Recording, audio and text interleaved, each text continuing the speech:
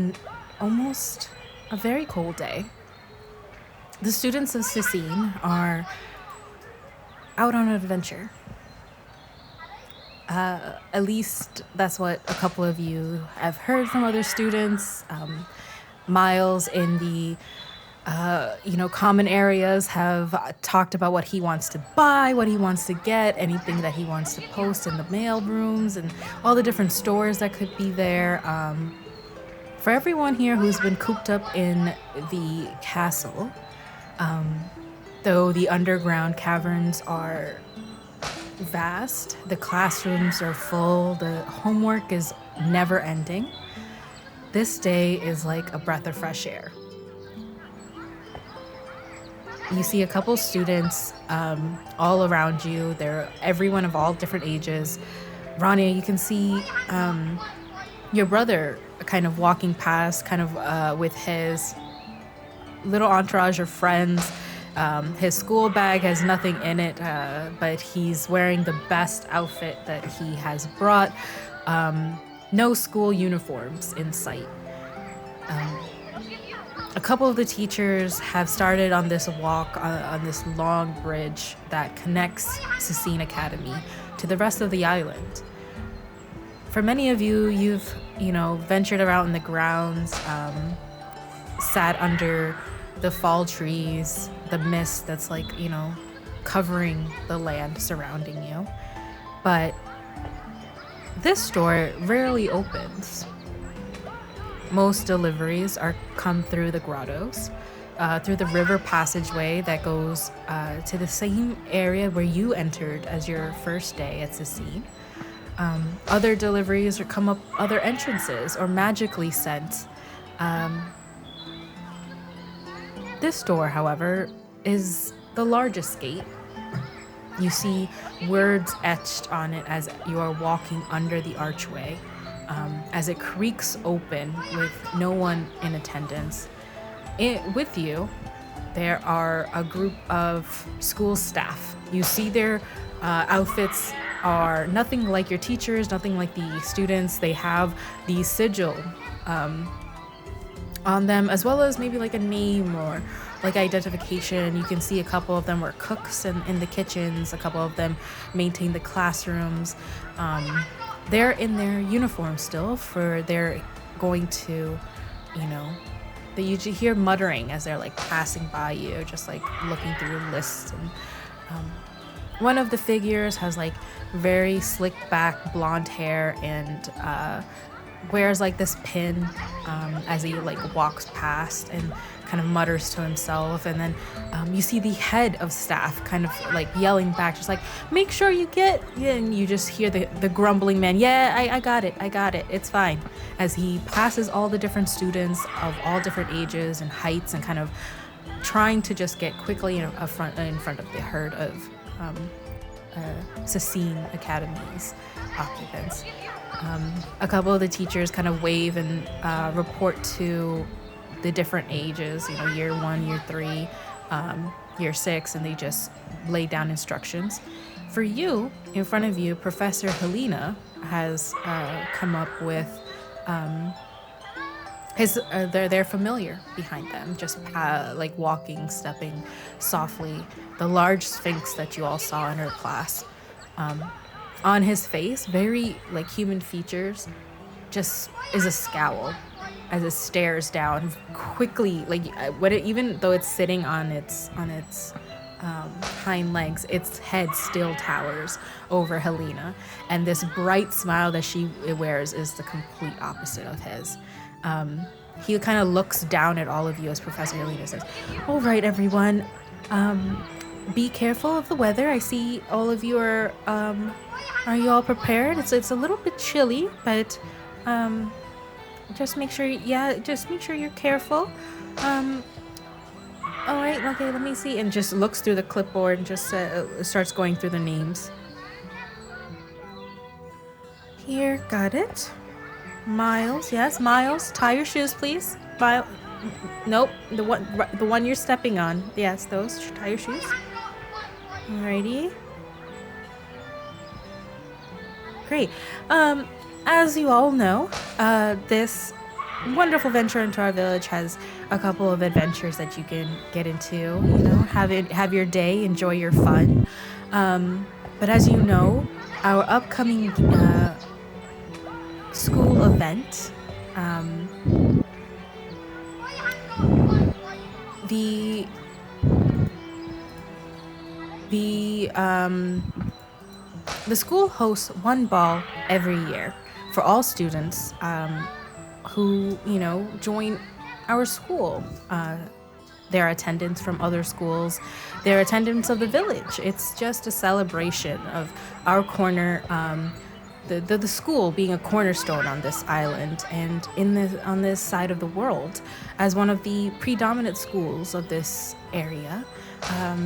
And this year we will be hosting one for the end of the season. Quite luckily, I say, before all of your exams. So if you can, make sure you pop into Needlecraft. Oh my goodness, I'm running out of time. Needlecraft, make sure you get your balls, your gowns, or whatever you want to wear in order. That's very important. If you have parents sending you these instead, if you have your own tailors, of course, that's totally fine. But just make sure that Needlecraft is the one that you will need to go for that. There is the witching flowers if you're hoping for like a sweet little treat. But yeah, just be safe and report back to the gates before dusk. I think 𝘀𝑀 will be... and you see Professor Harkness's large winged panther just kind of nod at you as it pads and tries to pass all of the first year students to the front of the herd with the staff. And just like a quiet purr as it like nudges its head next to Odette. I was about to say, can I put my hand out and pet the cat? Yeah, you can. Of course. Can We're waiting Odette, for like, it. give a tiny wave to the Sphinx, even though he's scowling? Oh, I yeah? want to love him. Odette gives a tiny little wave, and you just see the Sphinx face kind of look down from its eyes and look up, appearing at the front of the herd for a second. The whatever little sunlight that is reflected off something, you see like a glint in his eyes. He kind of blinks away the glare, but he looks down again, like sneers his eyes just a little bit, and then rolls them back to the person who's at the front of the group.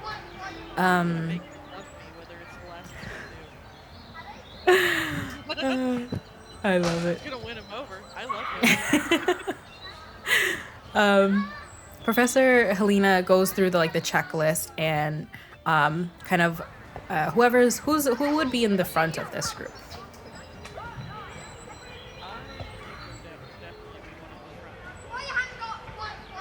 She's like me. She can't hear very well.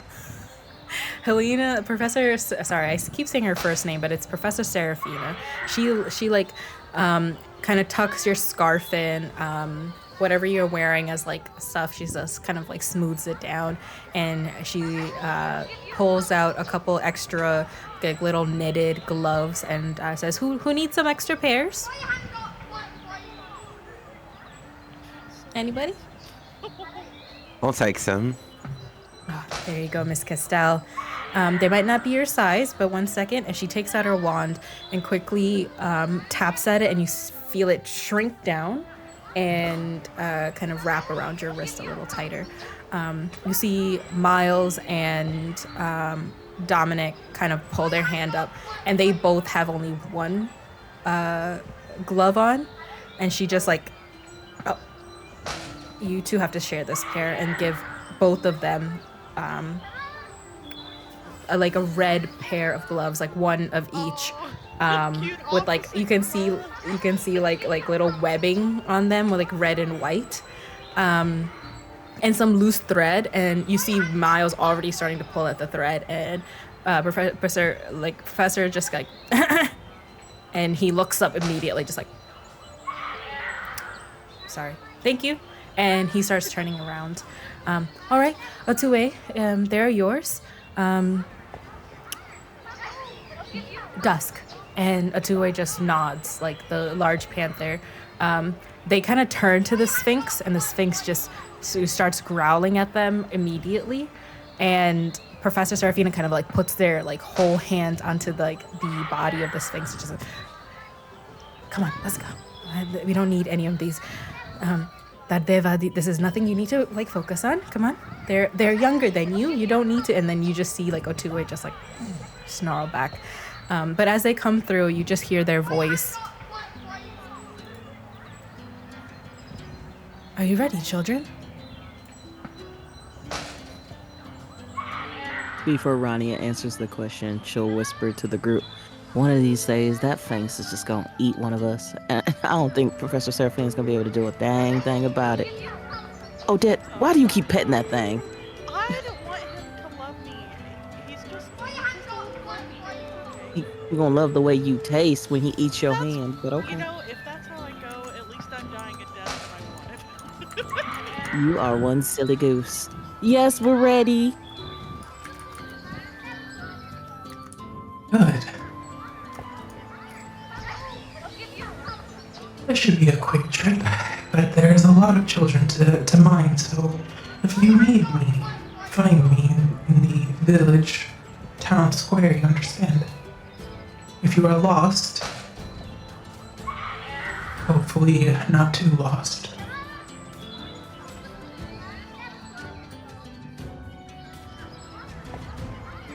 Sounds like we best stick together. Good. I see all of you have 1, 2, 3. Oh, you can do one of each. Have a friend to walk with. I see one of you might not have another. Maybe ask one of the students if you wish. A good buddy system.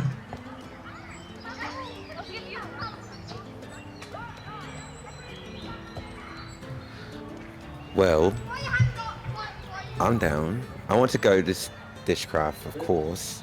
I've got to see how it's done. I owe it to myself, honestly. I can go with you. My parents are sending me a gown from one of our family, fashion people. Don't really care for that thing, so I guess I can go with you, Quinn. Perfect. I'd like 'cause- to go too, please. Oh my god. I'll go in a big group. I already have a dress, but I would love Amelia, what you say? Think of all the I creations. would love to we join can in. make. Thank you. All right, now the question is, do we ask Dominic or Miles to come with us? You want to put Miles in a clothing store? Oh, That'd be you. fun. Honestly, it could be cute to like dress him up and stuff though. It could. Yes. But at what cost? Because then we might have to buy the stuff if he has food on him. Bruce, but then we can always go get more snacks, because I'm sure, Cora, would Let's you just want to go bring to the him. snack bar too? Yes. Snacks. Yes. Yes. Yeah, I think it's a great counterpart. And honestly, what? if he That's has any fair. snacks, we can give them to Cora anyway. Cora's fair. rubbing her mittens together super excitedly at the prospect of sweet snacks. I just imagine her having a cute little, like her ears just point up just a little bit when she's like rubbing her hands together excitedly. Yeah, her ears are kind of bouncing up and down a little bit, like just little happy bounce. You know what? Cora could sell me anything. I'm down. I would be convinced to move into a vault if she asked me to. Yeah, Or, yeah, sure. there are If- very if- few if things I anything- wouldn't do for Cora. True. If anything, we can always just make sure we keep him outside with his snacks so he doesn't get anything we need to pay for. Okay? It's always an Valid. option. Valid. Who would be in front of the or are all of you walking in like a line? Could one person give me a perception or brains check? Sorry. Who's got the biggest? I knob? got you. I can get. Is this a snap decision or is this? Oh, this is a Plan decision. This is a planned decision, yes. Okay, well then I can use half of my brain, which is 10. So as a, withdrawn bookworm, your eyes can quickly flit to, what's in your surroundings, just to make sure that, you found the optimal spot to read. And quickly you notice in front of you that Dominic and Miles are actually together. They haven't gotten that spell done on their gloves, so you see them trying to fit each of them to they're like passing around whatever they have to see what fits as they kind of talk. You notice this very quickly. Dominic kind of turns his head back to where Odette is and kind of comes back and starts muttering to Miles.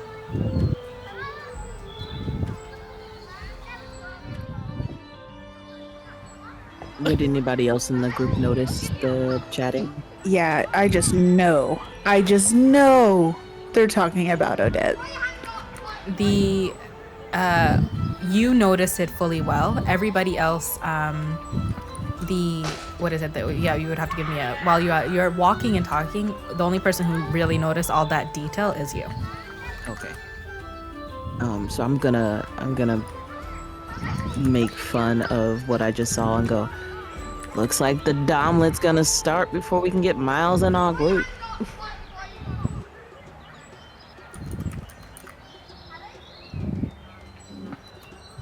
The Domlet? Oh, you didn't realize that Dominic has a crush on you, Odette? I kind of figured with that, her ears are definitely going to get very red on the tips of them. And she's just, I kind of figured, but I don't know. I'm Shawnee, gonna go. you can roll something to see if you notice the same thing. Or if you have at least a 10 in brains. Yeah, mine is also, I can roll 4, it's okay, I'll roll a brain check.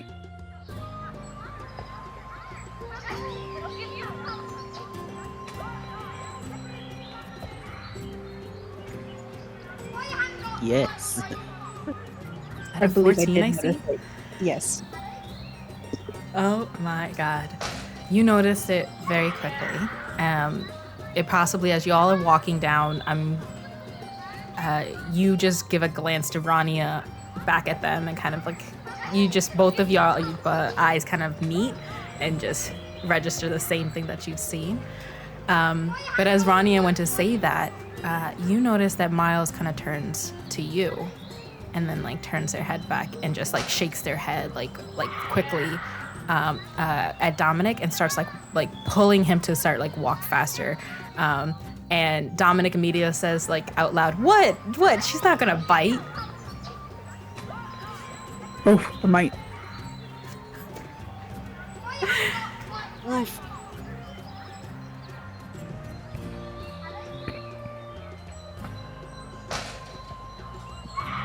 When they come over, I'll say, how can we help you boys?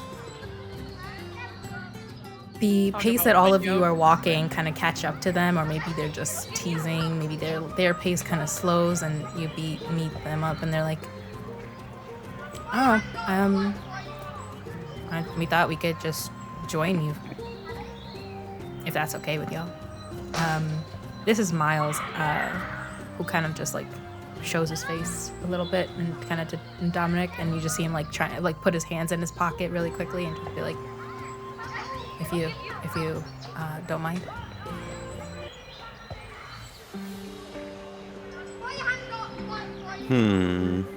Amelia's gonna just turn to the group and say, I don't have a problem with that. I think it'd be more fun.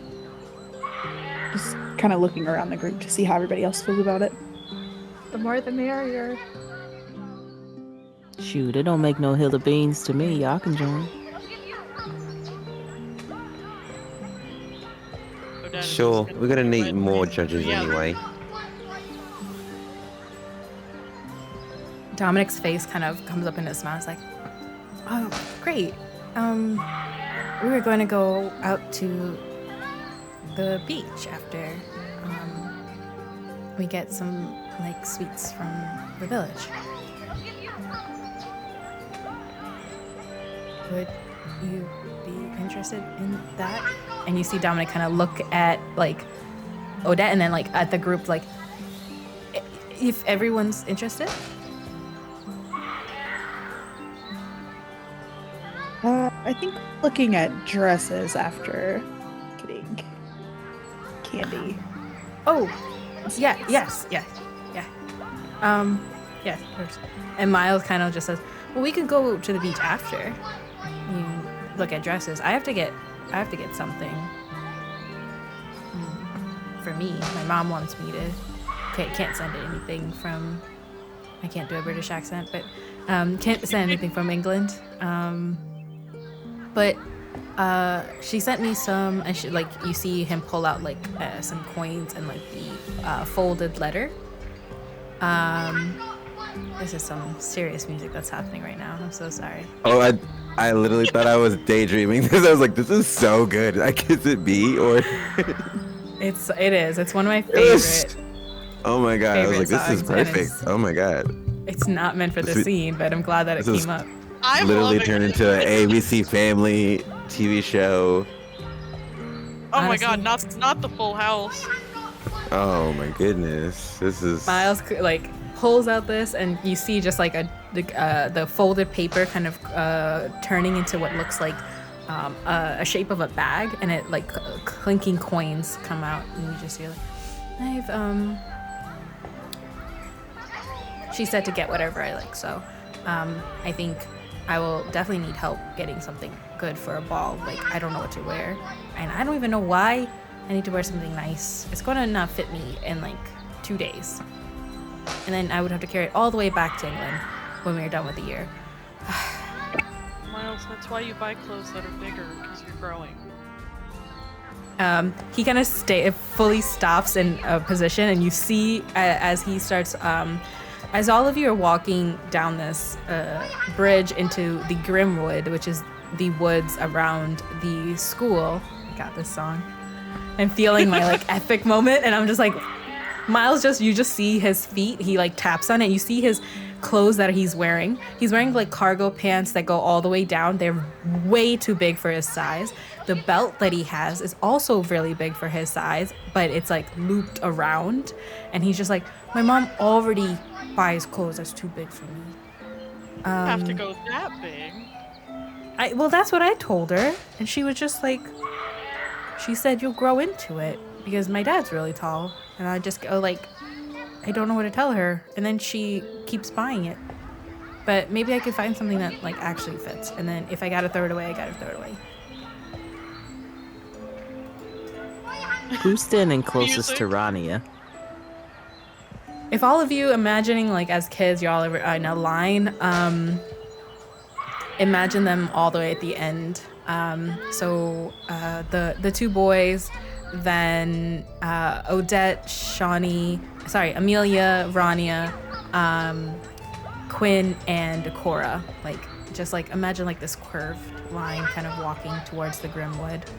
A bunch of awkward teenagers walking in a line that's taking up the whole hallway. Got it. Got it. Pretty much, Rania yeah. would mumble under her breath.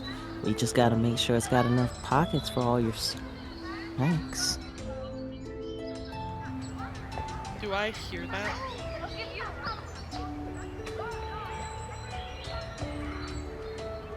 that? You're probably next to Dominic and them, and they couldn't hear it from their roles. No? Okay.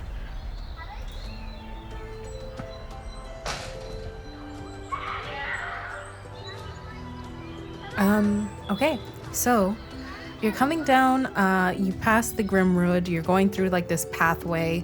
Around you are just a lot of overgrown trees. Typically for your magical maladies and treatment classes or cryptozoology, there are school grounds where you go to a portion of the Grimwood, and you can still see the castle walls very far away. This is not like those classes. The brush is thick. The path is very unclear. The trees are covered in light green moss. There's very little light, but you can see far in the distance the spire of Solitaire, which is the lighthouse. All of you I have given you a handout in alchemy for the map of, actually, did I give you a map of the scene? No, I have it. You have it now.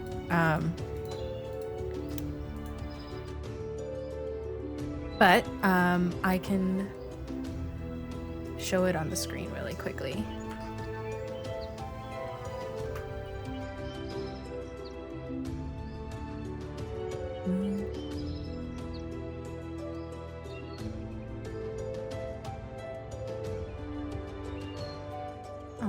Why doesn't like automatically?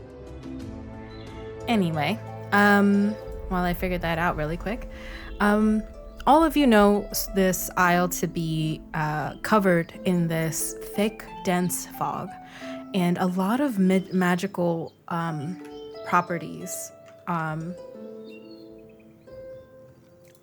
lot of the areas in this world have creatures, noises that are unfamiliar to any of you who have lived out in the world where a lot of gnolls live, where people with no magic live, and creatures are just creatures and they don't talk to you. Here, there is a lot of moving lights that of unknown origin, voices, things that are just unknown. Maybe you haven't learned it yet. Maybe you haven't seen it yet. Maybe you shouldn't see it yet. But there's one thing about this wood as you're walking by that all of you notice. The limbs of the trees move around and position themselves. As soon as you look away, they twist, turn, either reach up into the sky to the sun or reach to their fellow brethren. But when you look back, like the road is now covered with like a root that wasn't there before, that moved really quickly, and you have to kind of step up above on it. Some of them, when you step on it, like next time like you turn around, it kind of pulls from under you. Luckily, the only people who kind of, have that in front of you just like quickly, like it's nothing harmful, it's just quick little changes that you all notice.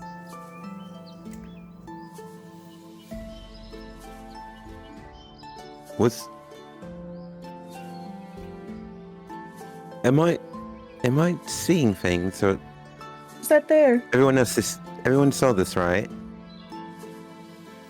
Trees moving? Yes. Okay, just making sure. Sadly, I think I'm getting used to weird things just happening. Yeah. Sometimes I'm not very good at directions, so moving trees. I just thought we were lost. These trees are crazy. You said the L word. Okay. Well, what was I supposed to say, Quinn? Lucid? These trees are wonky. They're in our way. Wistfully out of bounds. I don't know. Wistfully out of bounds, she says. Yes. Something other than lost. Just a big word for lost, Quinn, but it's fine. I whispered it, so no one really has to acknowledge it, right? I whispered it. Are we lost? Dang it, Miles. No, we're not. You just lost. see Miles We're kind not of like looking above, like, I see the path, but I don't know if it's the same one that everybody else went through. Well, I guess we'll just have to see. Hey, Rania or Odette, maybe you guys could have Regulus or Obsidian maybe fly above us and see if they can see a path. I was just about to say, are we able to call on them? So you are not too far away from the school. How many of y'all, well, aside from Cora and Ozzy, have brought your familiars with you? Rania always has Obsidian unless he's being a brat. He's always in her hair. You just hear little chirps, just like, and you just like scratching. I can't do a chirp. This is what we get. Sorry. Cute little chirp. Chirp, chirp, chirp, chirp. I'll reach. Rania will reach into her hair and cradle Obsidian out, and she'll say to him, "Do you mind going to look to see if you can find the path, little one?"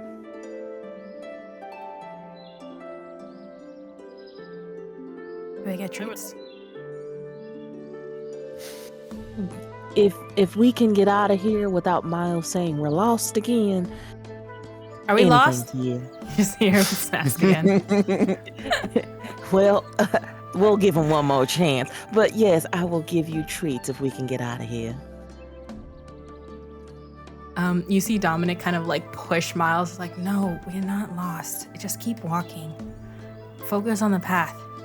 If you don't look, just focus on the path, and it won't. The forest won't trick you. And Miles is like, the forest tricks us? What?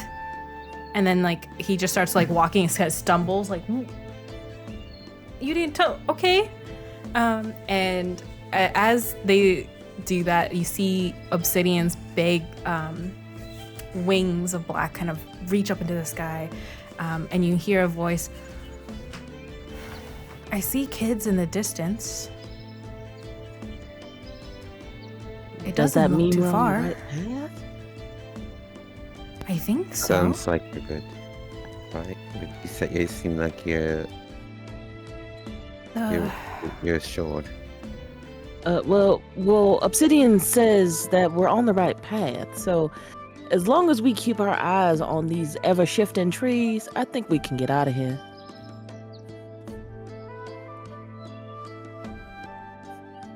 Could I also like whistle for Regulus? Okay. Do I need to roll for that, or is that just a thing? No. No, you're not too far, so I can say like he's probably flying close by.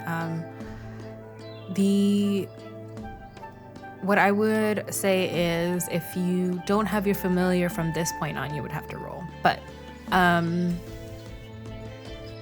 you hear just a quick like gush of like wind in your head, and just like, have you left? Yeah, are you somewhere close? I'm hunting in the woods. Did you need me? Yeah, we could use some help. I feel like we might be not lost, but close. My brain, my mind feels all foggy down here.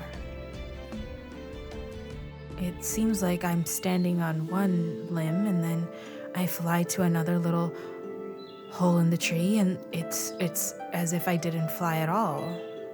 And you just hear him like a little owl like shake.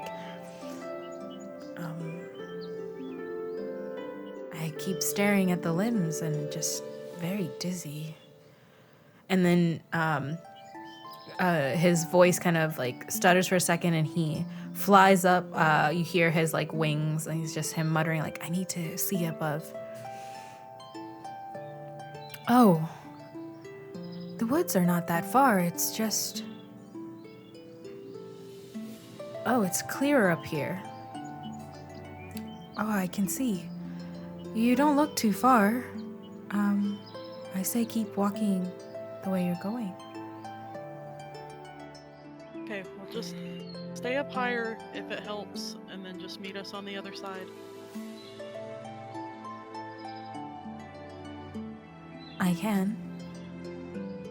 I don't like being out in daylight, but I can. I'll be waiting at the end.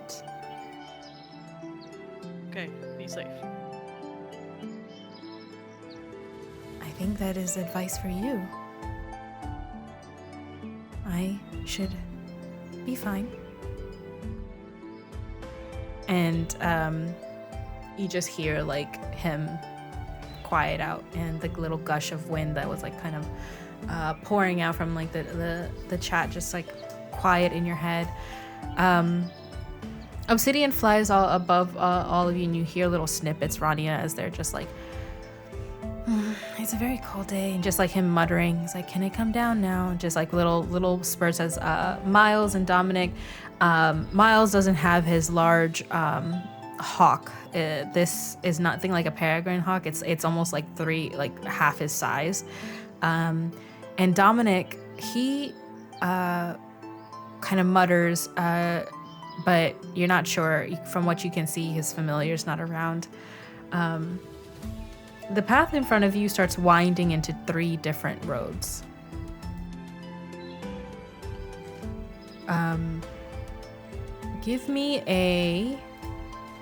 Somebody give me a brains check.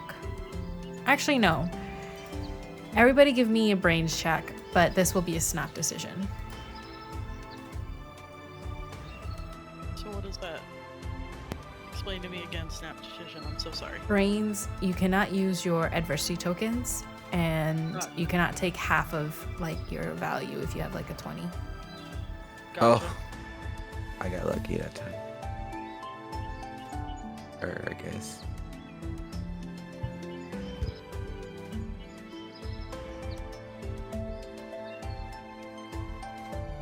That's annoying.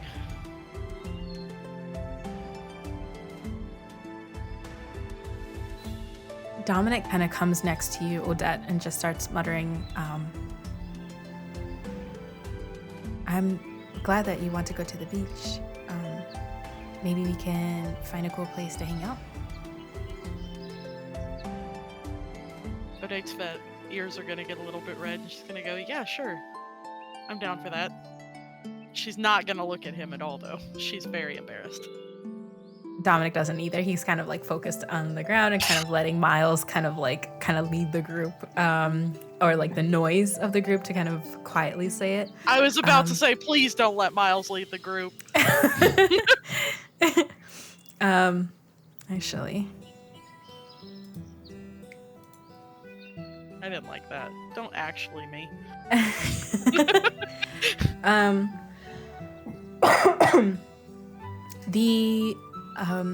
And because of that muttering, you missed that there are 3 different paths that are going. Both you and Dominic start walking down one path. Amelia and Rania, as you are both next to each other in that line, you start walking down the center path. With Cora, however, you kind of stand in front of these 3 paths, and they're now blurring in front of you. The little wisps of light that are coming in seem like they're glowing lights, and they're moving on their own, even out of that, like, they're not dust that comes in that from the light. They seem like they're kind of entrancing you, just like going around in a little circle. Quinn, you immediately notice that everybody starts walking in different directions. Cora and Miles is kind of stuck at the center, kind of gazing at some things, and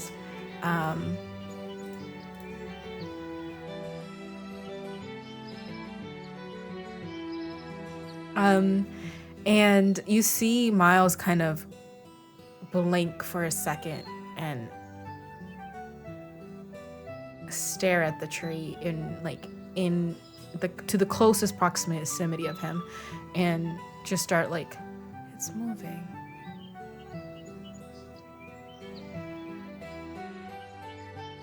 Why is it moving? Don't look at. Hey, Miles, don't look at it. She's gonna kind of grab him. She's gonna like snap her fingers in front of his face. They're all moving. Don't pay attention to it. Remember, you have to stay focused. You with me? Can you see me? Yes. Yeah. Okay. Oh. Where do we go? There's 3 paths, and those 2 are going that way. Should we follow them? Is he those referring? 2 went this way. Imagine like Odette and Dominic kind of went towards the left. Rania and Amelia went towards right the center, and you 3 are kind of like right at the beginning of all of these. Definitely don't follow me. If you're gonna follow the 2 smarter ones. I just thought I was like, Ronnie and Amelia. Ronnie is keeping us both alive. While they're talking to each other, Cora would be like trying to reach up and like grab the lights that she's seeing in front of her eyes, kind of mesmerized by them like they're little fireflies or something. couple of them kind of escape Cora's grasp, but one of them, the light kind of shimmers and you just hear a little voice.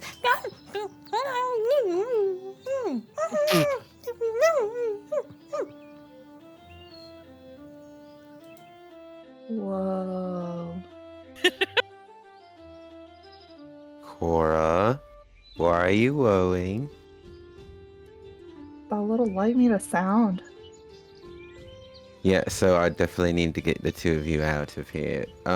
So I guess we'll just go. We'll keep heading forward. Steady as the path. So you'll be taking the center one with with Amelia and Rania? No, whichever you said they went down the middle. I thought you said they went to the other. Well, we're going straight down the middle still. Okay. Yeah, we're gonna straight in the middle. Rania and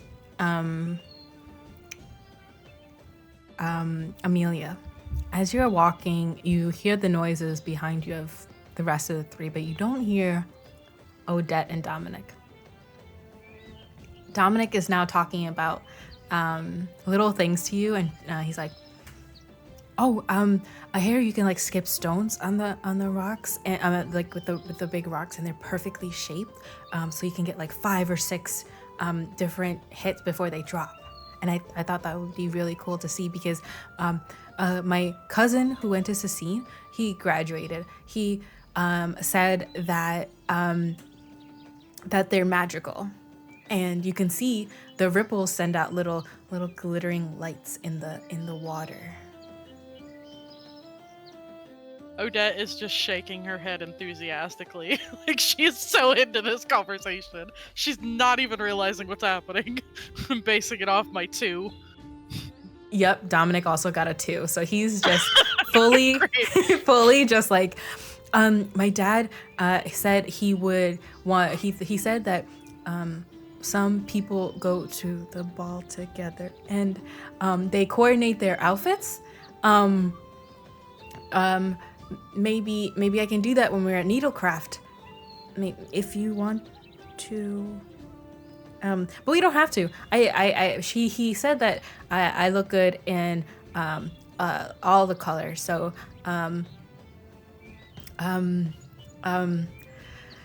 yeah. Dominic. Yes. Dominic, we can wear the same colors. I would be okay with that.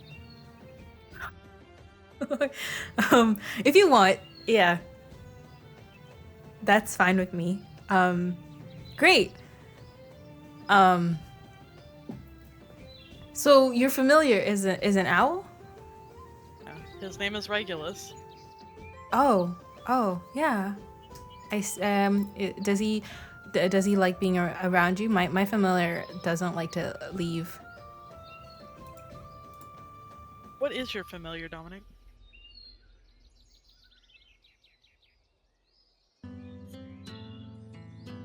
Did it work? I can't tell if my voice is coming through or not. No, your voice is coming through. I just can't remember. There's so many NPCs. Give me 1 second. I was wondering what that face was. I thought you were waiting on me. I was like, is my stuff coming through? Hello? You're fine. there's just so many NPCs. I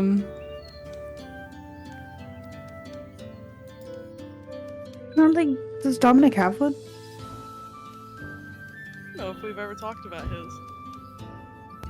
We did. They actually did show up in the first. Before. Yeah, they talked about him. Just give me a second to search it on. We have so many students. This is what you get for liking this so much and making so many students. We built too in all much. fairness, we also kind of bullied Maz into literally like naming all of the students for the first year. I remember that. I tell people. Like, she just on the fly made up like 1,000 names, and I was just going with it. It's all for the Sassine wiki. You hear the little fluttering chirps behind you and a flash of red. And Gotcha. a little cardinal comes up and lands on his shoulder. And he goes, Red Rover, Red Rover. And he kind of covers his eyes. And you see this cardinal like fly up into the air and start flying up and hiding in the trees, and like for a second there's nothing, and then you see a little flash of red, and he says, "I found you!" And Red Rover kind of turns around and chirps and kind of dives down, and he lands like right into Dominic's hands. Like, "This is Red. He likes to play little games." That's cute. I love him. He kind of comes up off his hand, kind of turns to you. He's like, and Dominic kind of holds out his hand and says, "Here,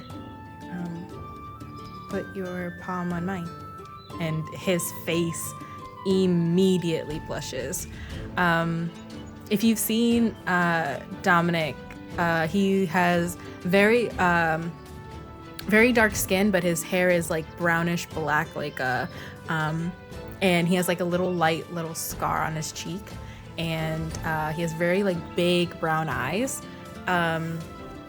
But when he blushes, it like turns to like a very deep hue of like red purple, and he just like, "Here, put your hand over here," and kind of like motions to his right hand. She absolutely is not embarrassed because now there's an animal in front of her, and she just, without thinking, just puts her hand in there and looks at him and doesn't realize that that it's awkward for him. He motions, and Red just kind of like bounces off his hand onto yours and starts like jumping up to your shoulder, and he says, "Oh, Red, oh, slow down." And you just hear like chirping in your ear, like chirp, chirp, chirp, chirp, chirp, chirp, chirp, going really, really fast. And he's like, "Stop, you're talking really fast." He says he's saying nice things. "No, I will not tell her that. Stop." And it's just like he just like grabs Red Rover and he's like, go fly, and then like sends him off. It's like he was saying nothing. He was saying very nice things, and immediately like you see his face just like blush, like. She's absolutely gonna catch on at that point and be like, "Oh," and then look around. Can I roll to see if I realize what's happening? Yeah. While you roll, we're going to go back to the group. Absolutely. Rania. Is it brains, by the way? I'm so sorry. Yes, you can roll something else if there's something you can flavor it to see, like, but brains would be to notice. Gotcha. Sorry, I'm gonna put my mic up while you do that since Will is barking. You're good. Rania and Amelia, you notice all three of them behind you. Miles' voice comes up. He's like, "Rania, I like how what your outside outfit is. What is everybody in this group wearing?" You've heard Miles was wearing like cargo shorts, some sneakers. They're all oversized. He has like this long like color block shirt. What is everybody wearing as the three of you meet up with Rania and Amelia for your excursion outside of the school? I forgot to ask this before.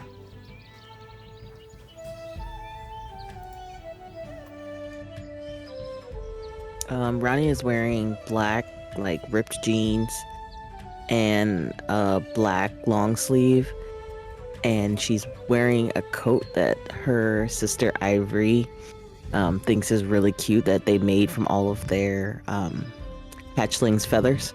So her coat has like crow feathers all down it. She has a feather coat.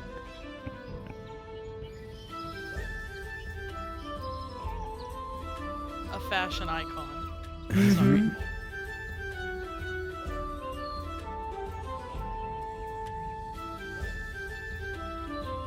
Amelia would have on just like plain like black pants as well. She'd be wearing like hiking boots of some sort, and then like a green colored top. And it wouldn't have any like designs or anything like super flashy to it.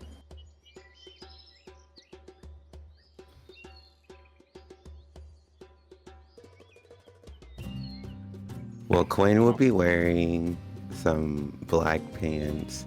It would look like patent leather black boots, like an oversized like parka looking jacket, but not like where the sleeves were a little bit grown on the arms, fur-lined, and just has like at the bottom of the parka is like just hanging down, and like a faux fur hat on. with the Oh little my gloves. god. Talk about a fashion icon. I know, right?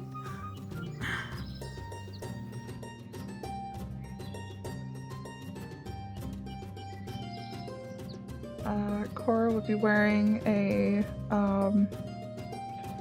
kind of like a little poofy skirt with black lace on it, and some like sort of see-through black tights, and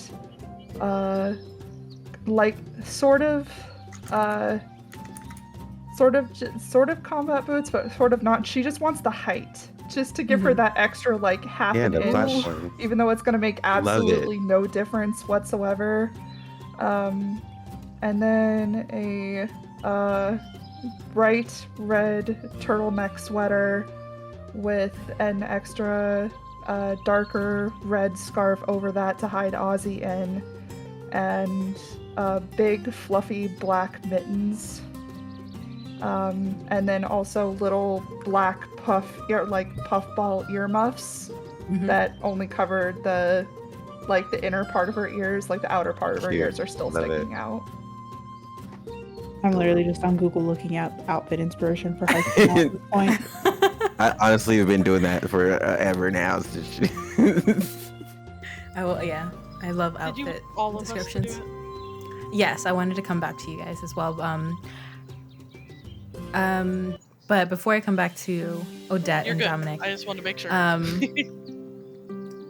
Cora, can I get either you have a couple of classes in the last couple of months in cryptozoology. Could I get either charisma, grit, brawn check, whichever one? Charm, not charisma. Oh, sorry. Okay, thank you. I remembered you telling me that last time. We're gonna It's on do the a grit standard check. book, and that's what I keep using. My goodness. You exploded. Yeah, please roll again. I think you can click Okay. it to re-roll it.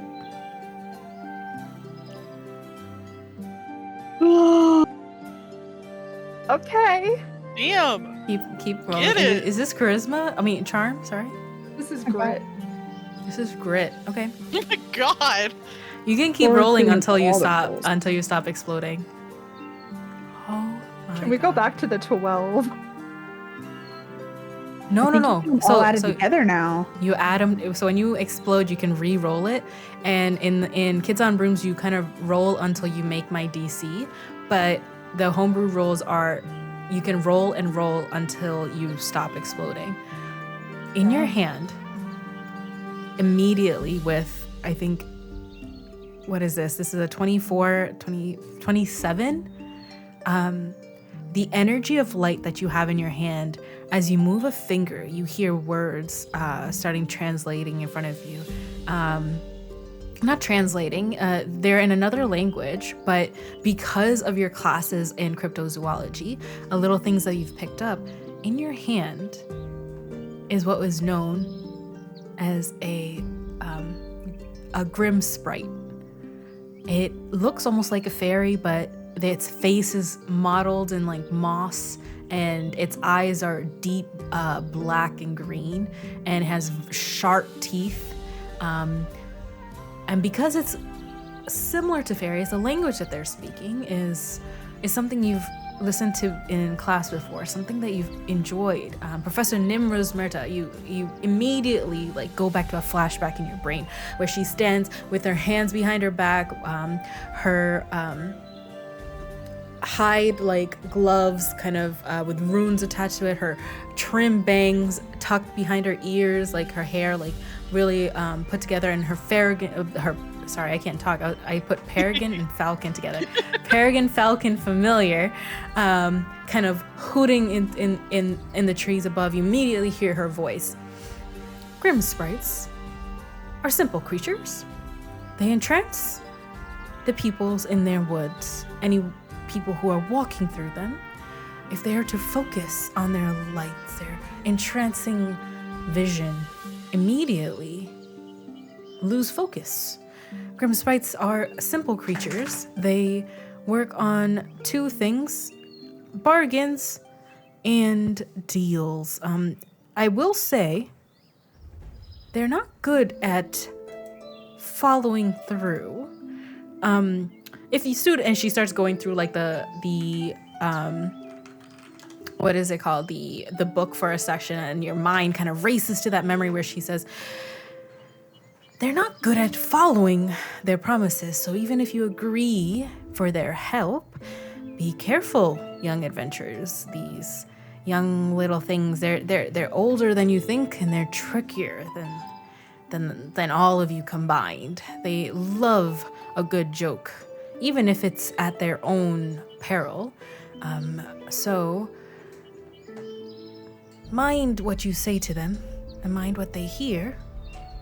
They like to steal things from you just to see you scrambling around in the forest to find whatever you have lost. You think you probably dropped a little charm in, 2 steps away, but it's probably just little snickers of grim sprites laughing at you scrambling around the leaves. Oh, and be careful. And like in that memory, you see one of the little grim sprites that were in class that day bite like the finger of Nolan. And immediately, like, Nolan's like, ow! And she's like, ooh, forgot to say, they do have a very sharp bite. All right, class? And that memory ends as you look in front of you, and in your hands is that very grim sprite. Let me go. Let me go. You're holding him too tight. Disgusting kids. What are you doing? Disgusting? You're disgusting. You're disgusting. You're disgusting. You're disgusting. No, you. I bet I can say it 3 times more. You're disgusting. You're disgusting. You're disgusting. You said it too fast. It didn't sound like you actually said it. No, So you gotta say it, but then you gotta pronunciate it like real well. I said it right. Don't think so. Let me go. Why are you trying to get us lost? You're the one who's lost. When you're the one who's You're lost. Little stinky kid's lost. Little stinky kid got you caught. So, Give me a brawn check really quick. I fucking This love is just Cora. not- No shits given. Not a single one.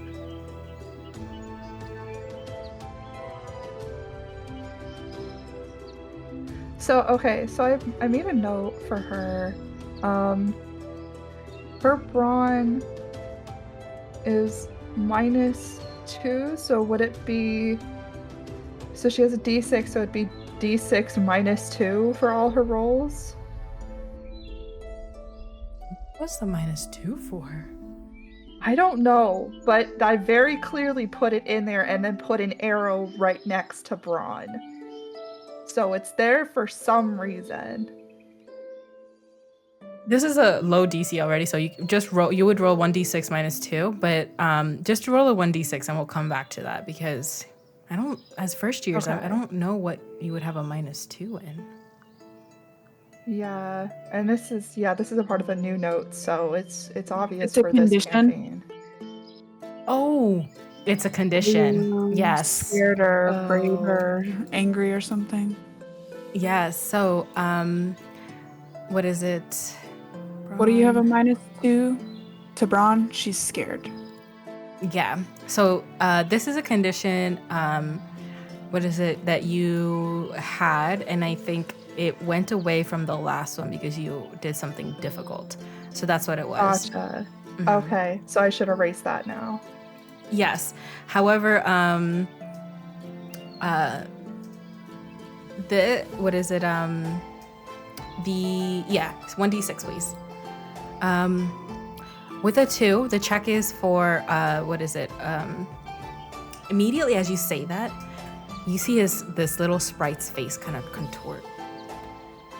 That little sentence you said was as intimidating as as its hands are just like these large twigs and kind of like are gripping your hands, and they just are gripping your little fingers and then kind of look at your fingers, look at your like face. They're just, let me go. Let me go. Let me go. Let me go. Does these disgusting little kids want to get out of the forest? We can help. Yeah. Well, but what if you trick me? Like, No trixies. Yeah, I want to go. No. Promise, no trixies. If you let me go and you give me something sweet, no, something sparkly, I will show you the way out. As far as looking around, like, is anybody else near her, or is she Yes, just all hanging out by herself? Quinn, Miles is not like focused on that, but he could hear all of this. And Rania and Amelia, you are in front, so you can hear this little chatter happening. You can't like hear all of it, but you're pretty close. Since Quinn's closest, Cora would look over at her and be like, "Do you have anything sparkly? Don't exactly carry sparkly stuff on me."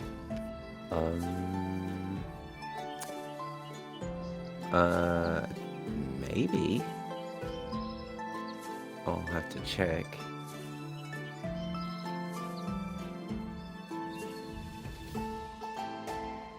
Actually, could I give them my sunglasses?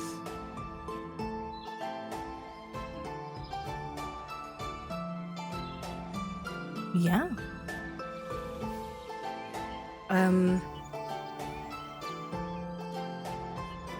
What's that? That's not sparkly. And if you hold it up to your face, it actually changes the view of everything. It puts a cool little tint over it. Is this Especially when sparkly? Yes, You see look it at- like the little sprite's face kind of put you, its head is probably the size of one of its lenses, and it's just like you just see it like looking through one of the lens and just like, it's dark. You tricks me? You tricksing me? You tricksing me? No. You trick- It lets you look at all the sparkly things all at once without hurting your eyes. It's a special glass. Would you like to do a charm check? I would, even though it's the worst thing I have. Let's see. I feel like you have a higher chance of exploding. All right, let's see. I do have a +1. You also have 5 adversity tokens, and the DC for this is All right. you do have a +1. Also, you have another +1 from the innocent strength. That's true. Okay. Yeah, so is should I this just re-roll it? +1 from where your wand is, or is it from innocence? I think this is just innocence. This is the Okay. special for innocence. I wanted to make sure. Yeah. Okay. With this, immediately his face just like contorts and just like doesn't believe you for a second. You can see immediately on its little face, it doesn't. The persuasion didn't work, but it worked. It's like something as you're walking with this little creature in your hand, the sun kind of glints on it for a second. He just kind of breathes in, just like sparkling. And then when it goes into the dark areas of the forest, it doesn't. So it has reasons to not trust what you're saying, and it kind of pulls it on its face and says, disgusting kid, let me go. I'll show you the way out. No trixies. Cora would put a finger up in Some his face trixies. and be like, no trixies. And it just starts fluttering up. It like curls its little wings that looks like dragonfly wings, and its tail kind of unfurls out. It's very bony and like twig-like, and just fine. I will give you 2 truths, 1 lie, and then you can get out. That sounds like a trixie. No, I'm helping you. Seriously, don't trick us. Do I hear? I mean, I hear all this, right? Mm-hmm. Would I know the information from the cryptozoology class as well? What you pick up, you would have to remember, so it would be a brains check. I mean, sorry, not a brains check. What's cryptozoology? Charisma, grit, or... Blah, blah, blah, blah, blah, blah, blah, blah. Where's my book?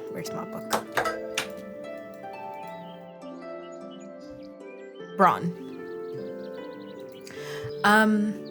It starts fluttering up and says, okay, for this sparkly thing, I'll say, your 2 friends are lost. You disgusting kids are lost.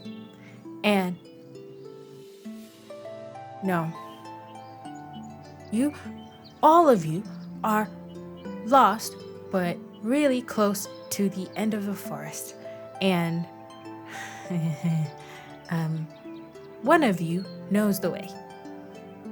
And then it starts fluttering. It told you 2 truths and a lie, and it just like starts like bounding up, and you see a couple different like lights kind of meet up, but the lights don't disappear like it does in the sunlight. It just quickly grabs the other end of the sunglasses and starts opening them, and you just see another grim sprite like this, and you just hear little trixies, and just start like muttering as it like flutters away.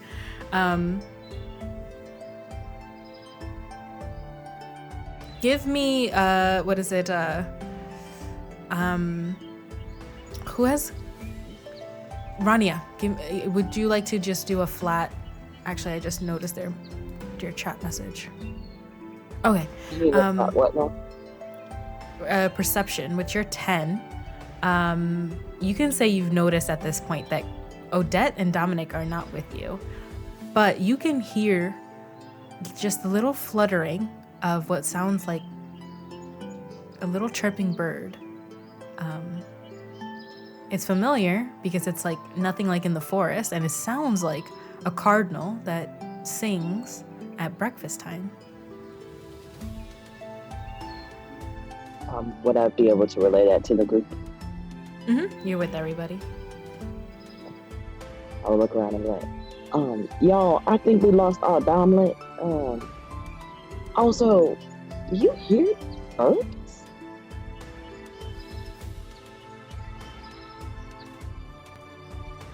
Cora would shake her head. No, I don't hear anything. Quinn would turn to Ronnie. Yeah, I think I saw them go down the left side. It was like free paths. No one was really paying attention, but yeah, I think they went the opposite direction. We just decided to follow you. They were kind of, talking. I thought we were just kind of going their way. We were all kind of going our way. Yeah. I thought I was going to loop around and we would just meet up anyway. They can have their alone time. But now, if they're lost... Well, I don't know if that's the lie, because if they're lost and we're lost but close to the end, that doesn't sound right.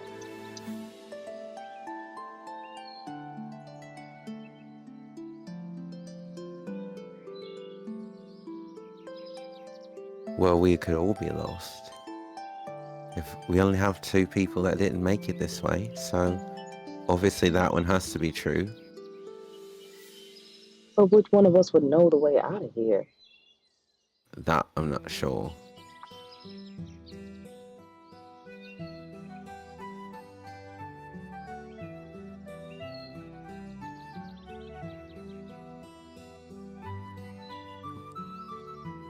Is there any way we can try to get a message to them? I can see if Obsidian's nearby and possibly can talk to this bird that I keep hearing. I don't know if that'll help. Well, it doesn't hurt to try, so maybe Sounds like the only plan we have right now as well. instead of continuously walking and possibly being lost ourselves. And I hate that I keep saying that word. Well, that little sprite is trying to play tricksies because, well, it sounds like that's what they do. I could always try, but well, let's give it a shot.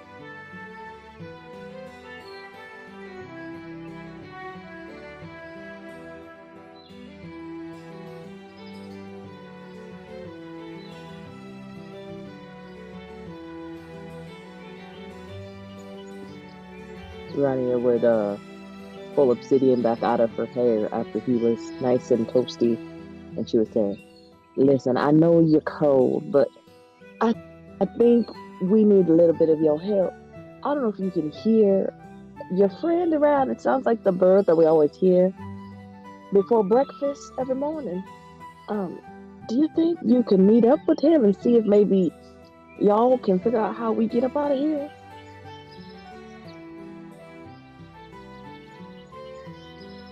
You see Obsidian just like immediately get up and fly.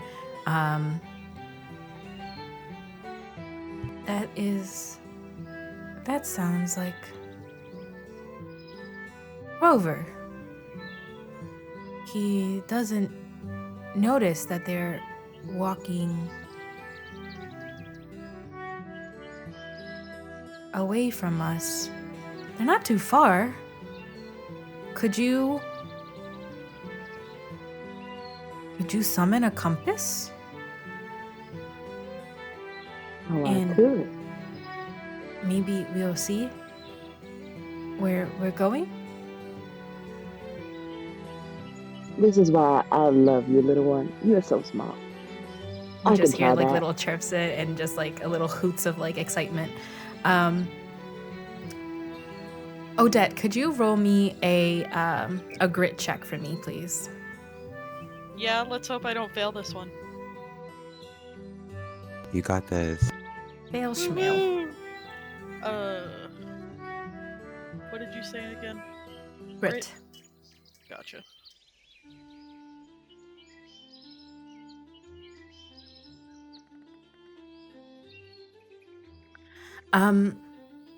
As Dominic is muttering to you, and you're thinking about the clothes that you decided to wear for today,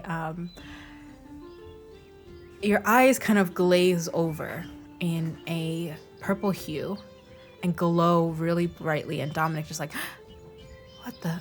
And before you could hear what he says next, your mind goes to the point where your friends are. You see all 5 of them walking in a straightforward path. However, in front of where they're going, the path goes down, down, down into a small little pit. It doesn't look frightening at first, but you start seeing what looks to be the legs of like a large creature kind of mumbling about. And as the vision kind of comes like to a close, you see Regulus kind of flying up in the edge of the forest. Both of y'all's paths do wind up together, but where your friends are going, if they keep walking the same way, they're going to just walk like down underneath to where this big creature is. And it like the path like after this creature, that's where you would both of your paths would connect. Okay. That's all you see with what your vision says. Nothing else that says anything more. And it pulls back, and in front of you, Dominic just says, "Whoa, what happened?" She's gonna reach up and kind of hold her head and explain everything that she just saw. Also, she talks freely about the things that she has. I forgot to say this. She's never had somebody be like, "Oh, that's weird." So, like, when it comes to her vision, she's very open about talking about it. So, like, she just tells him everything. Oh. And then kind of starts to look around, like, trying to figure out, like, where they're at. Do you think they're in danger? I hope not, but it didn't look great. Do you think we should yell for them? Don't know if it would help. Maybe I can try to call for Regulus and see if he can find them. But he got pretty confused earlier about coming down closer to the forest. You can try yelling for him, though. Okay. Miles! And he starts like going to the edge of like the path and starts yelling back. Back to the group that you are with. Obsidian kind of answers back. Rania, isn't that the sound of Rover? The little chirps you hear? I remember. Did you?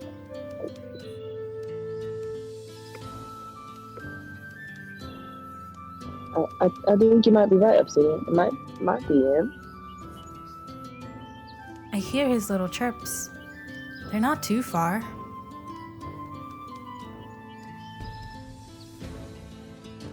Rania would turn to the group and just ask, "Do you guys think we should summon a compass, or should we try to go back?"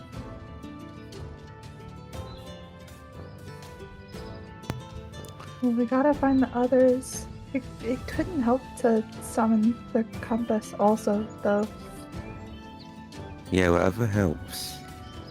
I mean, I know which path they took.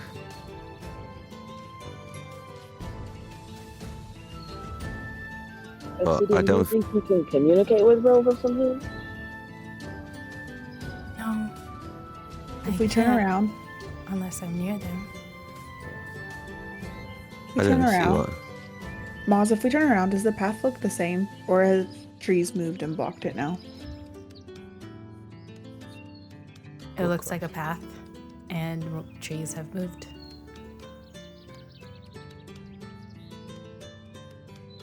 Or they haven't. It looks like trees and a forest.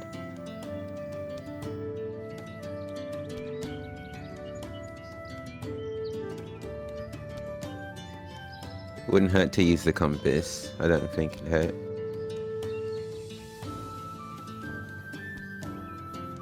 Oh, I'll see what I can conjure up.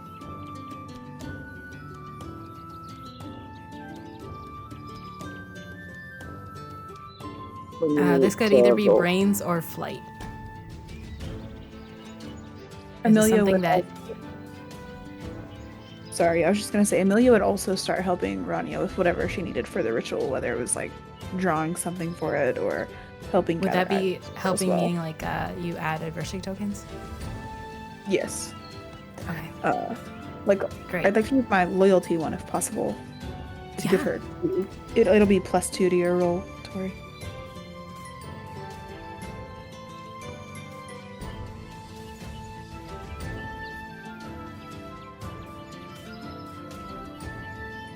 Immediately in front of you, you remember arithmetic class, Professor Brackwell,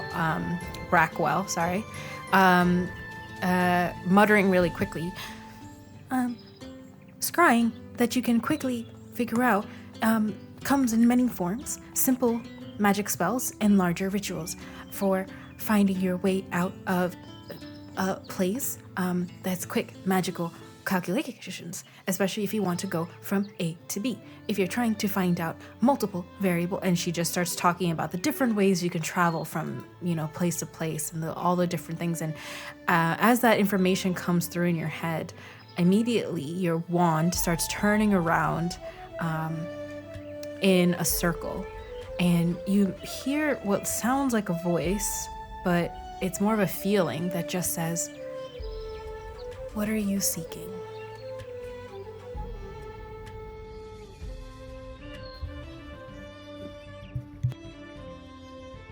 Does anyone else hear the voice or just me? Just you. You're the caster. So Rania will be kind of startled. She'll be like, "Whoa, I think we're trying to seek a way out." I can find a way out. And it just doesn't sound like a voice. It just feels like this intuition kind of pulling at you. And as it that feeling ends, the compass kind of points straight across the woods, and you see a flash of red as you come upon the feathers and wings of Red Rover kind of fluttering, and you just hear the compass just start making this little vibration, just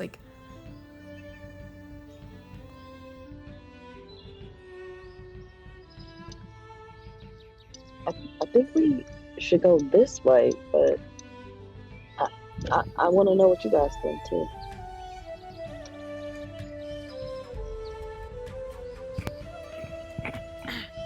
Well, I trust you. If the compass says we're going to go whatever way we need to go, as long as we can get everyone back safely.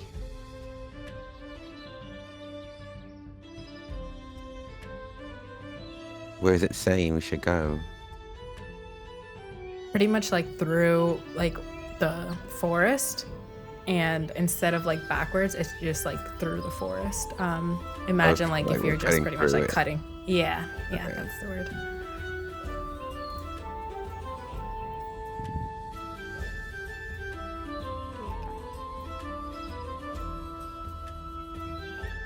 Well, you know my vote. What does everyone else think?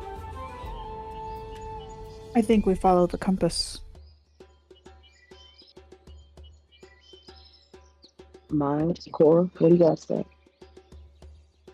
Miles is kind of shake, what is it, scratching his, he's like, sure.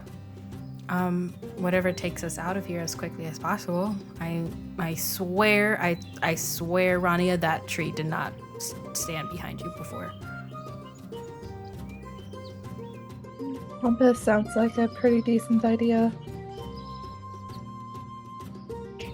All right, I guess we're going this way. And she points in the direction the compass pointed. As you start walking in that direction, you notice that the ground that was now covered in roots and didn't look like a path start clearing up, and you notice the path kind of forming in front of you. The wings of Rover kind of flutter in and out before it pops, and just he pops out from a branch, just and you just hear chirping, just chirp, chirp, chirp, chirp, and starts fluttering to this, and you hear a voice from your hair, Rania, first, and Ozzy hears this as well and says to both of you, he says, oh, they've been looking for you. The end is right here, if we just keep staring at the path. Ozzy kind of lazily says it into Cora's head. I think he says we're really close.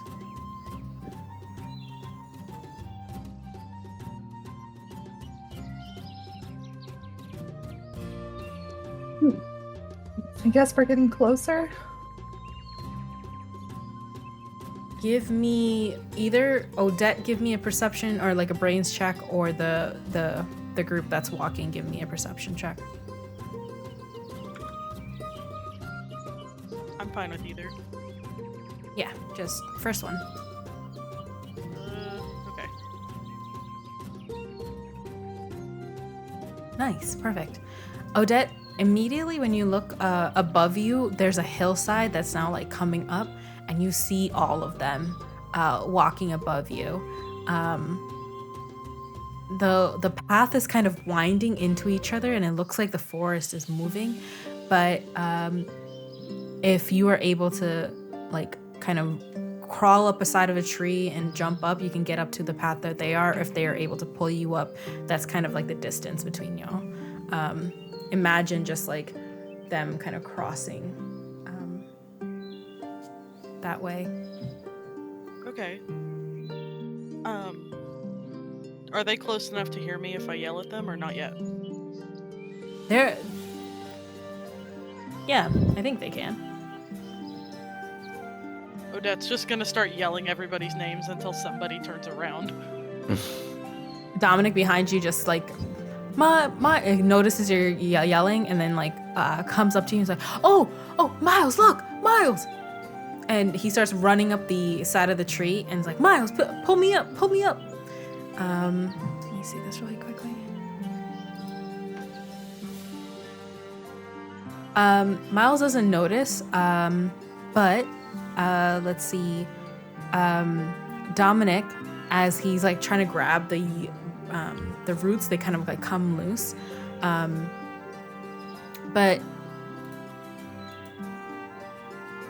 with like a couple was the little parts of the tree, he starts climbing up the tree and like turns to Yoda and is like, hey,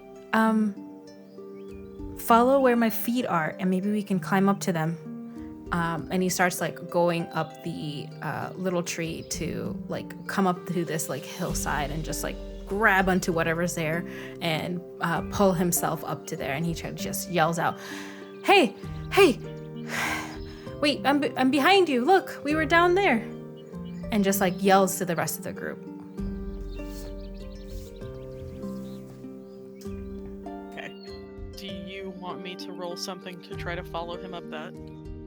Yes, it would be either brawn, or anything else if you can think of something, or like magic if you want to do magic. I would like to cast some kind of spell with the nature and make the tree branches kind of grow out farther so that I have an easier time walking up. Ooh, that's magical vitology. Yes. That could be either grit or charm.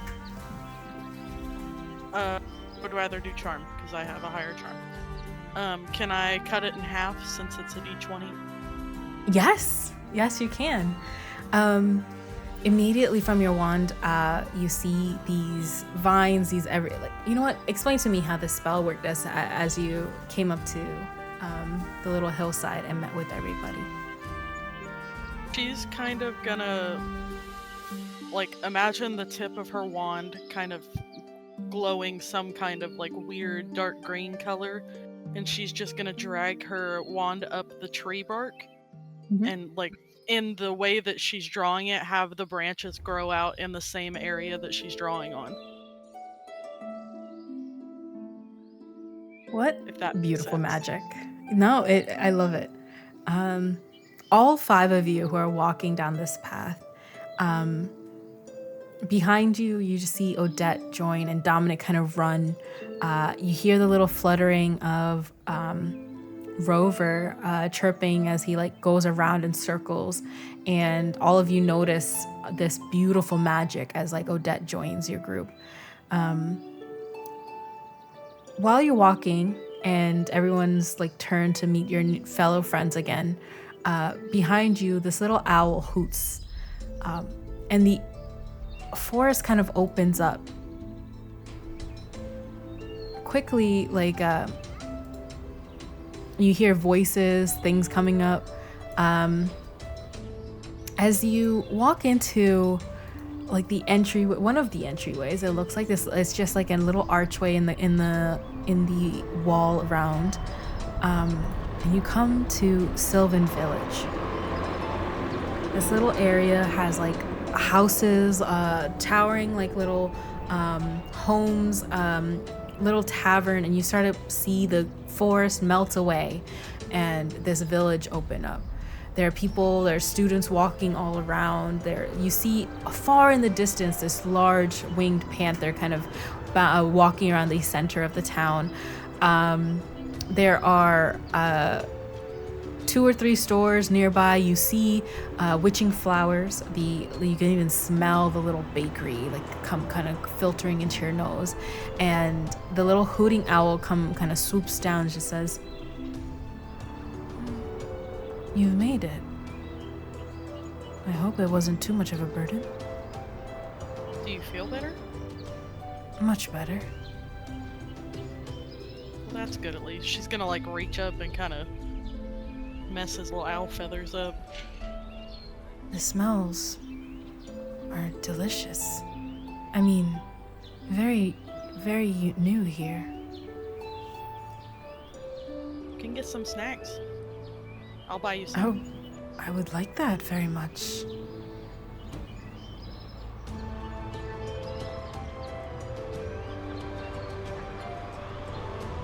Miles and Dominic quickly just run to the Witching Flowers like bakery and just turns. You see Dominic just like, I'll be right back. I'm gonna get some things to eat, and then we can meet at the dress shop. Sure, that works. Have fun. And he like smiles like a really big smile. This is the first time he's not blushing. He just like looks at you straight in the eyes and just like, okay. And Miles like then runs off to just like pick some things. Would y'all like to go to Needlecraft first, or is there anything else you want to do? Rania would definitely remember she told Obsidian she'd give him treats, so she'd reach in her coat and pull out the berry she had hidden in there, and she would also say to the group, "Well, it's a great thing we didn't listen to that little sprat. We'd have been stuck in there forever." Right? And I almost decided to give him actual money. What? Those little tricksters, they stink. Trickies after no trickies isn't fair. Well, Odette, see, a lot happened while you were off on your little side quest. Oh, Of yeah. us having to find us. Well, Cora found a sprat, and it tried to trick us, and then it tried to trick us again, and thankfully, Obsidian and everyone helped us get out of there, because we could have been in there for hours. God. Truly. Also, love the entrance. Thank you. Our little domlet. Yes, that Her was some face is just beautiful gonna get magic. red.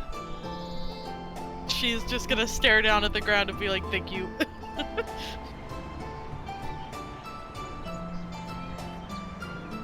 I'm glad you've come to accept it, because we're gonna keep calling you Domlet from now on. I'm okay with the nicknames y'all make up. It's nicer. I know that it comes from a good place, so it doesn't bother me. Wait, so are they actually a thing now? Cora gets all up close and personal, ready to gossip. Yeah, what do you two talk about on your little romantic Yes. stroll through the forest? Please tell us. We must. Sick. Oh, No. do spill. Let's get food as well, please. I was about to Yeah. ask if there were stalls, food stalls in the streets and stuff. Yeah, there are a couple different ones, but they're mostly around the different stores. So there is the bakery that Miles and them are just at right now. There's open windows and the different stalls in front of there, and then a couple down the street for what is it, little pretzels and things that you can grab.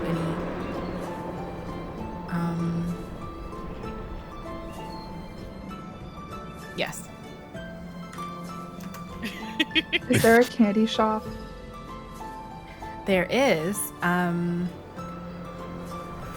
not down this street, but you have heard that there is a little candy shop. Or a cafe or something. The cafe and candy shop are one and the same. Oh. Perfect. And Cora would pipe up and be like, so I know we have to go to the dress shop, but can we also swing by the candy store at some point, maybe? I second that. Is that even Candy a shop- question? Of candy course shop we're going to the first. candy shop. Cora would just clap her mittens together excitedly again. Oh god. I'd be down for a nice cup of tea. Oh. The candy shop comes, down the street. You pass a couple, different stores of people around. Rania and Odette, one of you give me, or both of you give me either brains or grit for me really quickly. And as you're passing, you come to this candy shop, very simple, lots of people around it. You see a lot of students just crowding around this little area. A couple of the students have very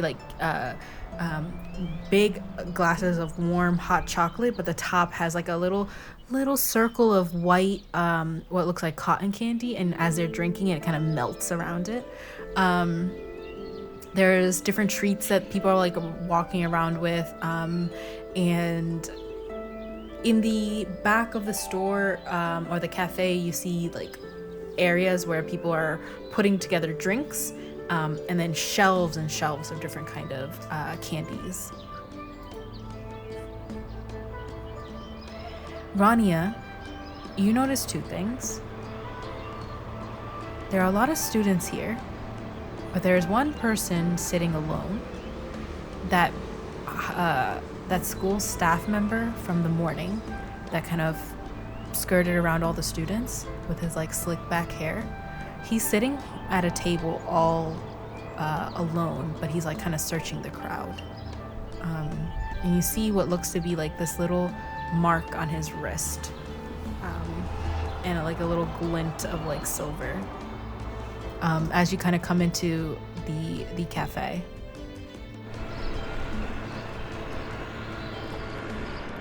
She would turn to everyone and say, "It's really crowded in here, but let's hurry up and get out of here, and maybe we can go and get those dresses." I'd be okay with that. We can take it to go. Odette, could I get either brains or grit from you, please? Sorry, I couldn't remember if you said both of us or just one of us. Okay, I got an 8. Your eyes glow for a second as you walk into the cafe, and it's only for a moment. It just feels nothing compared to what you saw in the horrors. Recently, sometimes your visions come 2 or 3 times in a day and you don't know which is happening or what is right. It just seems very faulty. But it plays for a second, just as you're walking, just imagine Odette, oh my god, wait, I just stepped into something else. And as their eyes glow, you see what looks to be broken down ruins and the familiar look of the forest kind of enveloping around it. And for a moment, the ruins look like they're kind of crumbling, and you see what etchings around it, runes kind of going out a distant glow. And right before the vision just quickly stops, you see a symbol, a black star. And then you're back in the cafe, and a chippy little voice, looks like probably a teenager who just, "Well, hello folks, how can I help you? What would you like from our drink order today?" Odette is gonna just look at her for a second and then blink a couple times and then start rubbing her eyes. We have a sale on our espressos for today. Some chai lattes. We have what we call fairy fizz, and I think the espresso is really good today. It is the Dragon's Breath brew. It's very strong, but I think it will perk you just right up for this cold day. For you kids, there is the Mermaid's Mist. and the spellbound smoothie, which I concocted myself. Rania's ears would perk up at hearing chai with espresso, and she's like, "Ooh, can I please have a chai with a double shot of espresso, please?"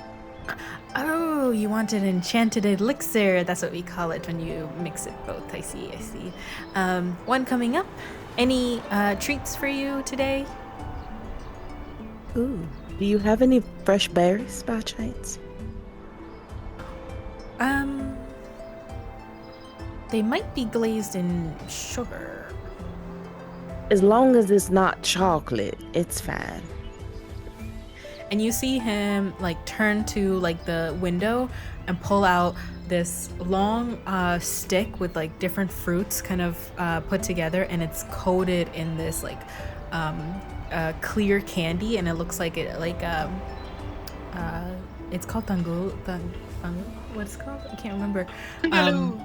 Yeah, and it just, but at the edges of all the little like sugar that's like coming down, you just see like edible glitter. It's like, there we go, one for you. These should be close to berries. There's a couple berries in there, and some melon if you like melon.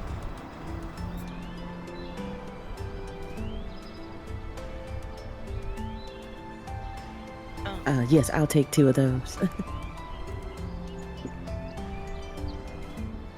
Can I have an espresso, please? 1 espresso, got it.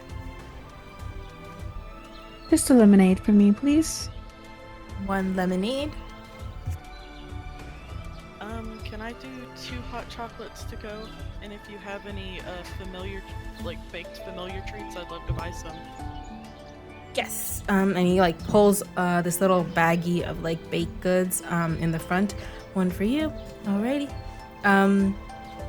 As you like pay for everything and all the drinks come out and they call it, Rania, the same person that you noticed before, you see they're wearing like the school robe, what is it, uniform things, but somebody sits next to them, another adult. However, their face is obscured with like a hood. They like pass something quickly from finger to finger, like, you know, from one hand to the other. The staff member like takes whatever it is, puts it in their pocket, and starts walking off. And I'm assuming all of you are walking to the tailors from here, or are you sticking around? My assumption was that we were heading there, yeah. Yeah. Okay, Yeah. with your to-go drinks, yeah. Awesome. As everybody else is walking towards the shop, Cora is still shopping for treats because she wasn't actually with them when they were ordering their drinks. She was pressing her nose up against the glass for all the candies and stuff. So while they're walking out, she's finishing placing her order, and she will be scurrying along behind them momentarily. Oh, Rania is kind of still staring at the teacher as well, so she's kind of lingering close to Cora as well, so she hasn't fully left yet. She's trying to piece together what she's seeing. Cora, in your little bag, like, there's a couple extra treats. You notice immediately that it's a little heavier than what you ordered, and you notice there is what the person at the counter said is magical mocha. It's like little chocolate with like fairy dust around it. You have like a little to-go cup of what Odette ordered, which is the hot chocolate, which he named the Wizard's Whisk, and has like little layer of like cotton candy at the top. And then you have Sorcerer's Sours, is like little sour candies that change flavor with like every single bite. And he like added like extra stuff in there since you ordered a couple different candies. That's so nice. Awesome. All of you meet up with Dominic and Miles right to Needlecraft. As you walk in, you hear a couple different students in different changing rooms. There's a couple tailors like going around and magical moving tape measures, kind of going from fabric to fabric and around each student's arms.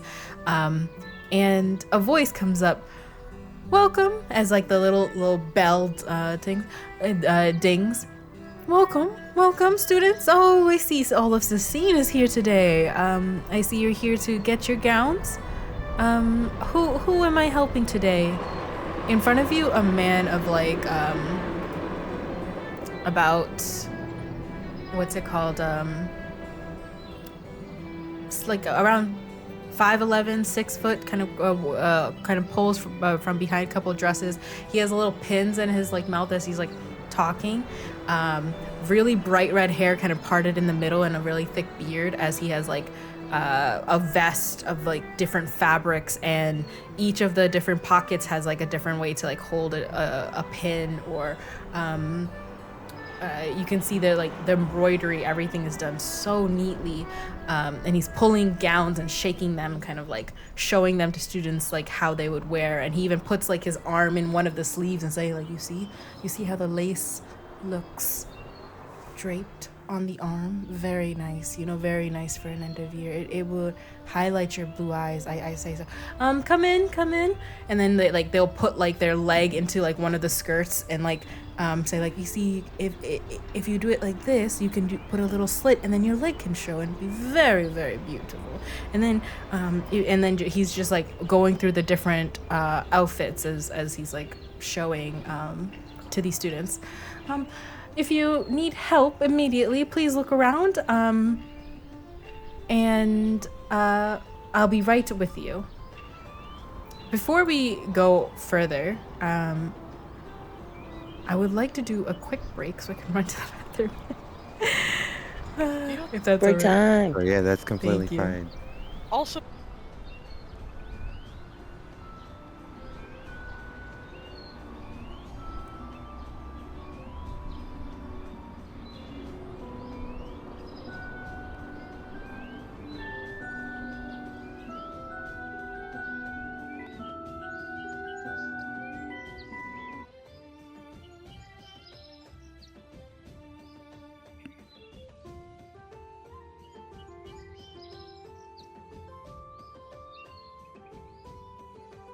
As you walk in, the tailor immediately like kind of pulls off. You see his hands are in like one, he has a couple different fabrics, and the other, the large ball gown that you see on screen, like imagine that's just like as like his prime, like his wonderful piece of art, just like, that he's laid out. It's like, oh, Phineas, at your service. Welcome to the Needlecraft. Who needs a gown for the upcoming ball? Raise your hands. Who is it? Anyone here? Cora would raise her hand. Amelia as well. Quinn raises her hand. Quinn's mesmerized right now. 1, 2, 3. Great. And you see Dominic and Miles in the back, just like, yes, I need something fancy. My mom said something fancy. And Dominic's just like, yeah, my dad said he sent some things. I'm Dominic. And they're just like, Phineas counts like, yeah, okay, sounds good. All right, look around, see what you'd like. Tell me what your orders are, and we'll do some measurements. One by one, step in front of the tape and let's get your orders in. Just speak very clearly to it. Sometimes it doesn't understand. It might write your name wrong. And points to, let's see, I don't know everybody's heights, but who would be the tallest out of all of you? It might be Miles or Dominic, honestly, but it might be Miles. But aside from Miles, who would be the tallest? Ronnie is 5'7". I don't know if anyone's taller than she is. Yeah, I can Amelia's tell you who pretty isn't. tall. I was like, yeah, Quinn's 5'5". Odette is 5 foot even. Yeah, so Ronnie is the tallest. Yeah, Miles kind of steps forward. He, like, Phineas goes, you, boy, right there. Yep, you come. You're the tallest. Stand in front. And your name, dear, and points at you, Rania. Just stand behind him. By height is preferable. That way we just do this very quickly, very fast. They get confused with, and they just like motion this little hand. They get confused with height sometimes. It's just better this way. The store, with all his noises, like as you get in this line, my goodness, the noises here. The birds are aggressive. Just attack of birds. No, I'm kidding. That crazy.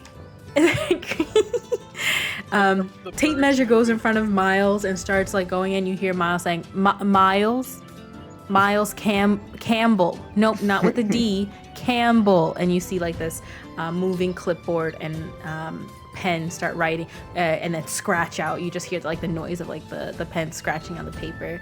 And Miles, M-I, and as he's talking, the tape measure goes around each. And then finally, as he steps down, Rania in front of you, you see this long green tape measure start going around each of your arms. But before it like tightens, it like the pen on the clipboard taps and it turns to you and says, what kind of gown would you like? What is your name? And are you okay with measurements? She would respond, my name is Rania Valtoris. My mother actually said that she sent something over. It's emerald green pantsuit with kind of like a big poofy veil in the back. But if you need to take measurements, feel free. The clipboard turns back and you see it like start scratching off a couple things, and it says, I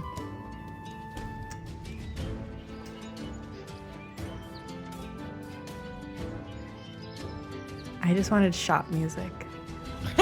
Like That bongos. I was with it though. I was like, okay. Very cool shop music. I was like, okay, let's go. Dang. These are not. These are hidden though. These are hitting. These are the wrong They're type of hidden shop. though. I'm loving this I have shop because so many anything can scenes for happen. today, at or like this some, point. like what is it, like things for today. I didn't know what you all would do, so I have so much music. Oh my god. Okay. The I'm whatever this plays, it plays. Okay. The tape measure like goes around, start tightening, and you just see the words on the clipboard says, received package. We'll just need to confirm measurements, and we'll deliver once complete to the school. And as soon as it goes through and does all your measurements to confirm, the little floating pen kind of underlines something 3 times and says, any changes that we should know. Ronnie to will be like, Rania. I'm pretty sure my mother put sleeves on this thing. Please take the sleeves off. I'm not a fan of sleeves. No sleeves. And you just see like it circle and says a check, and then like the paper flips to like a new one, and the tape measure releases and like kind of like forms in the shape of like this little like kind of hand that says gestures to like follow Miles off the little podium. Next, Amelia. Yeah. Hey, I am Amelia. I don't really know. I kind of had something in mind. Do you want to go ahead with measurements? Yeah, the tape measure just says the same questions. Do you consent to measurements? And the pen kind of writes, and the clipboard turns around. It's like, what ideas? Share them, and ask you to share while the tape measure just starts going around and like moves your arms to like this, like a T formation to like get like all the different measurements. She says, I would really just like some leaf flourishments on it, and the opposite of Rania, I definitely want some sleeves that are flowy. Yeah. Leaf flourishments, flowy, and then like a couple fabric things come up. It's like the clipboard turns like, what colors were you thinking? I don't set on a specific color. Maybe green. green, and a couple different shades of colors come up. Anything you like. The clip every time like I'm saying this dialogue, the clipboard is just turning, and you just see like new script that's coming up.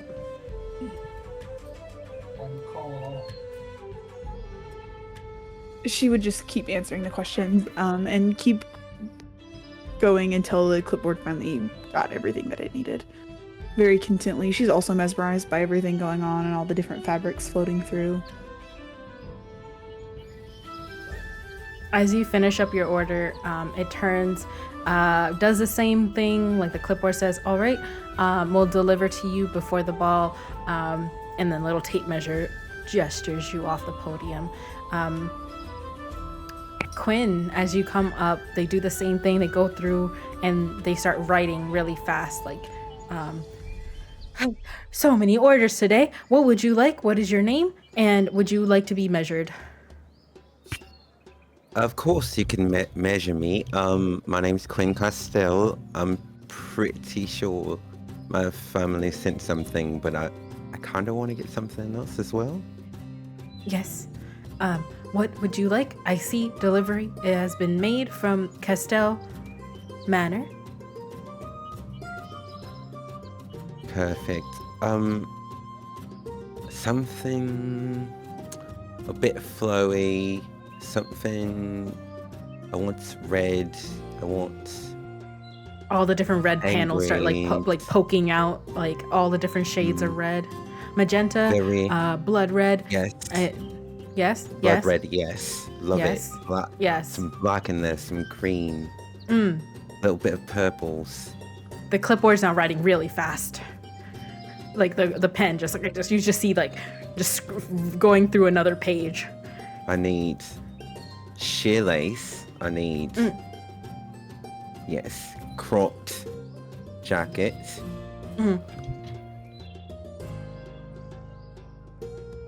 Yeah, I think that'll do. The clipboard kind of falls to the ground for a second and floats back up, and you hear Phineas is like, sorry, it gets a little over, like, let me just redo the magic 1 second. There you go. And the tape measure kind of like gestures you off, and you see like a stack of papers from Quinn's, like little like ideas come together, and like the fabrics that they've chosen kind of stacking up to the other side. All the different colors, the textures kind of piling up together. As a couple of tailors start pulling everybody's orders and start working on things, or like putting like deliveries together. Finally, Cora, as you come up, the podium in front of you, as you step onto it, the tape measure starts going around like a wrist, and it doesn't tighten until the clipboard turns to you and says, "Name, do you wish to be measured? And what are you thinking for your ball?" Cora would very quickly strike a T pose. And she'd proudly say, "Cora Scorned, measuring, yes please, and would like," and then she'd kind of freeze for a second because she realizes then she actually doesn't know what she wants. Is Odette near her? Mm-hmm. Can she like walk up and be like, "Hey, do you need some help with it? I've ordered a dress before." Cora would nod very enthusiastically. She's like, "I didn't think this far ahead." It's okay, it happens to all of us. What are you feeling? Do you want to be able to move really free, like run around easily in your dress? Cora blushes ever so slightly, and kind of like does like a hem and haw thing as she kind of kicks the ground. She's like, "Kind of want to feel like a princess." That is my specialty. Yes. I have one more question. Do you want it to be really flowery, or do you want it to be fitted? Kind of poofy maybe. And she'd like point to her little like gothic lace skirt, and she'd be like, kind of like this, a little bit. Oh my god. Odette is just gonna get the biggest grin on her face and just like start mumbling things back and forth with the person, trying to help them like come up with some kind of picture that she would like. The clipboard that's floating in front of you just like is scribbling, like as you said, like all the little words you say, you see like little images and sketches and of like these long flowy princessy gowns, and then it was like you see like the first sketch had like ruffles and all these like different things, and as you added more and more descriptions, it comes to this beautiful dress little sketch that this floating pen kind of writes and circles around it. It has like the similar lace pattern that you have. It asks like, would you like it to be full length? Would you like pants to come with it, like a slit? Do you wish it to be long sleeve? Like it starts asking all these like beautiful questions, and then all these like different black colored like fabric start like piling up and like floating to show like this lace and this lace and this applique and this applique. Odette's just gonna look at Nay and be like, pick whatever you want, it's your dress. Feel like a princess. Cora's eyes are kind of spinning because there are just so many options. And she just starts randomly pointing at like the different reds and the different blacks. I mean, she's not very creative in her color choices, so she just goes for what's most comfortable for her, and just starts randomly pointing at like the different lace and the poofiness and like the unevenness, and you know, she's just pointing as fast as the clipboard can keep up with her. The clipboard's keeping up, but like same with Quinn's, it's just filling in all the details, like, you know, Paige is going past, and it finally like falls to the ground, and Phineas comes to here and just redoes the magic and just says, well, we'll see what we can put together and deliver to you before the ball. Miss, and then like looks at the floating clipboard, Miss Scorn, thank you so much for your entry. Behind you, Dominic is just like, oh, that's really pretty. My goodness, I maybe I can get like a black suit and maybe some colors that you have, Odette, like mixed in. I like the black idea. And Phineas just like turns to the kids like, your dad did note what suits would work well on you, so I will pull those out for you. And he just says, in a very high-pitched tone, clipboard, and just like waves his wand, and the tape measure kind of like falls loose off of you, Cora, and gestures in like a little movement to join everyone else and let the next person come on to the podium.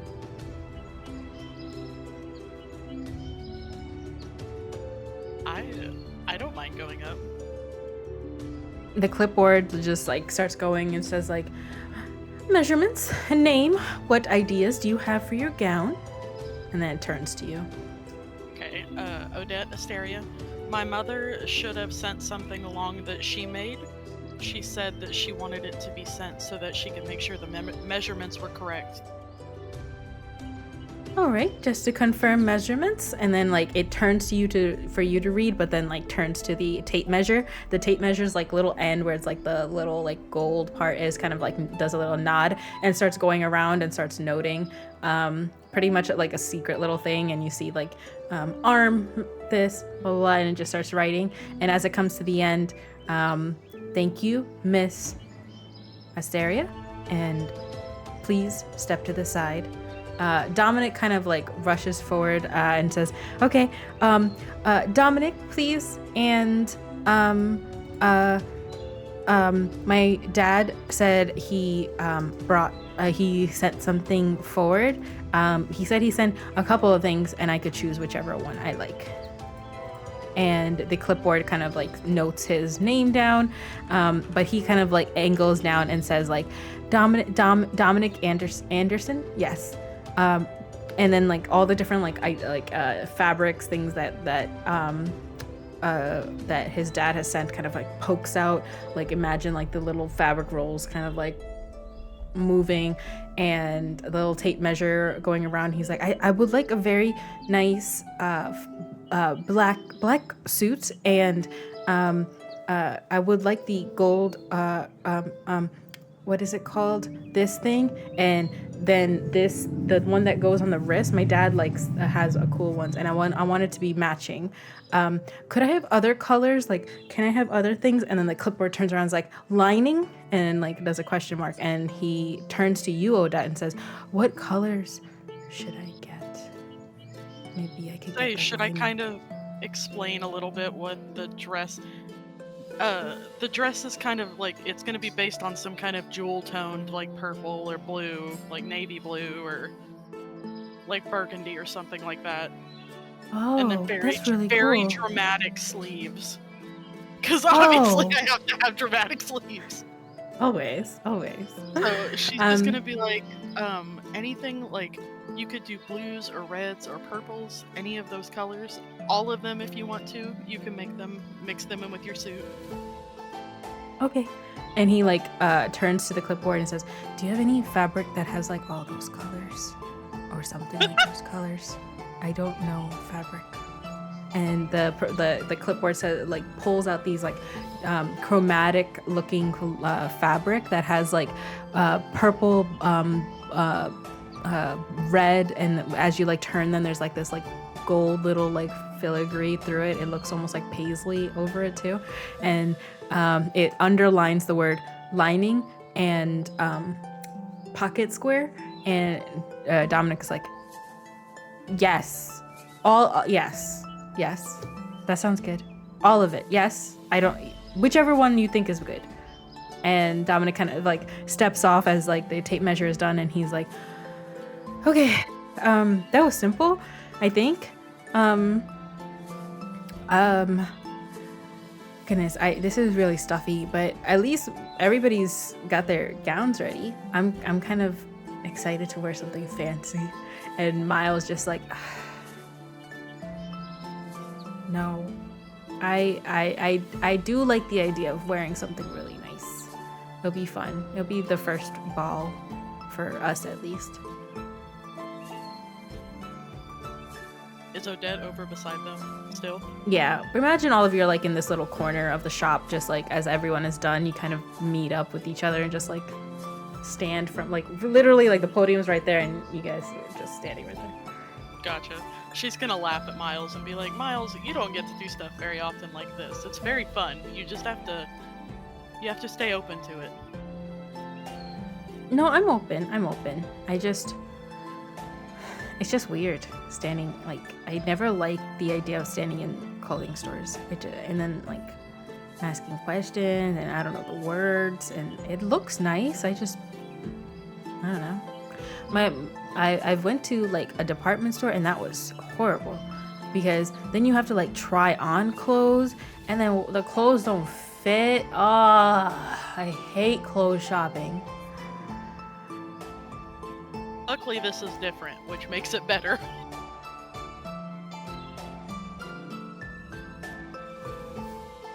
Here you can actually make what you want to wear instead of like what your mom maybe wants you to wear. You can experiment and do whatever you want. That's the best part about it.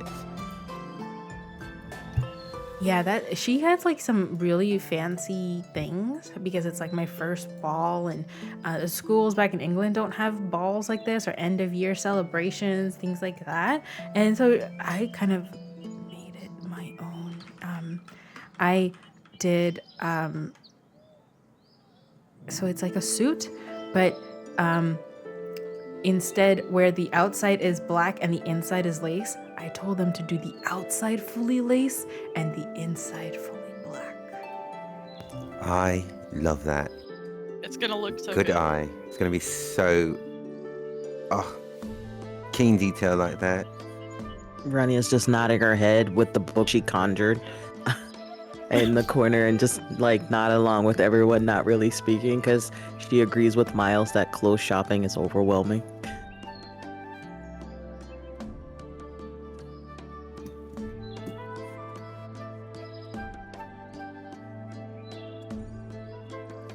Miles just like smiles at that little note that all of you shared, and he just like giddily like kind of says, "Oh, yeah, I'm excited too. I thought it would be cool that the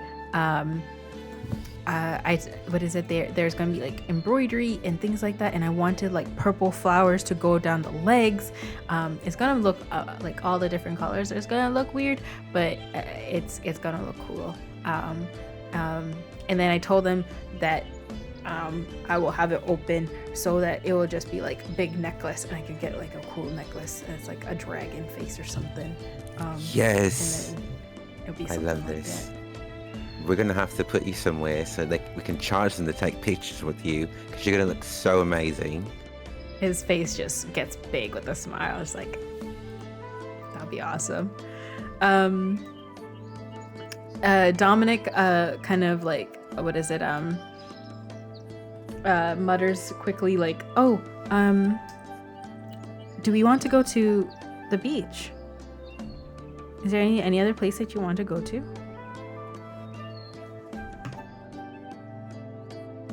I don't think there's anywhere else that we need to go. Are we going anywhere else? She's just gonna look at the group, just in general.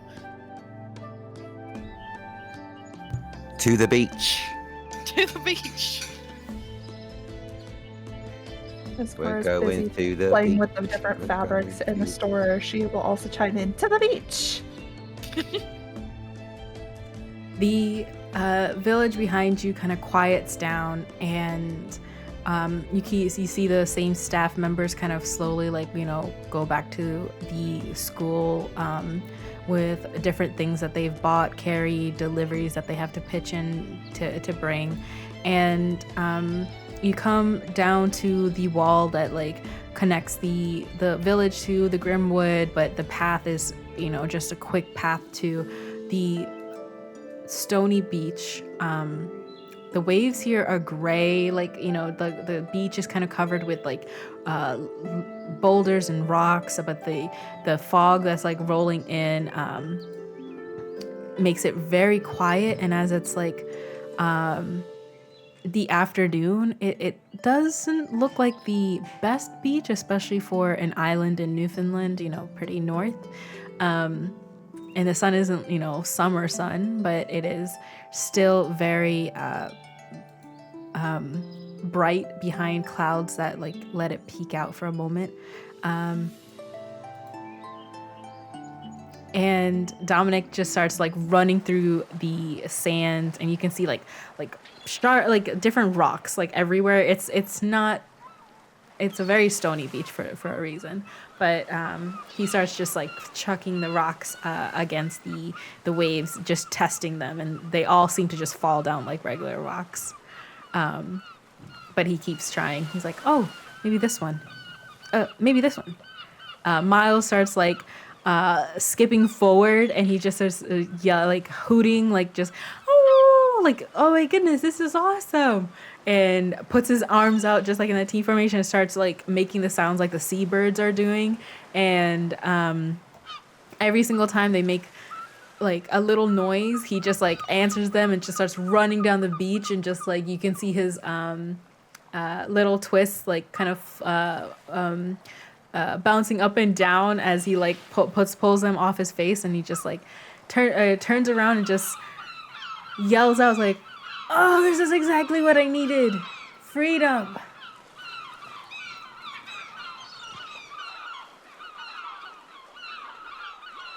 Rani is gonna look for a big flat boulder like rock to sit on and continue reading her book. Oh yeah, there's plenty, and you find a perfect spot to sit in. You can feel the splash and spray of the ocean, kind of the mist of it coming around, and it's not too windy, especially where you're sitting, so the pages don't flutter too far from where you're reading. Amelia's gonna walk around and try and find some pretty rocks. Awesome. Cora with help. She wants to see the shiny rocks. Ooh. Give me a this could be brains or flight.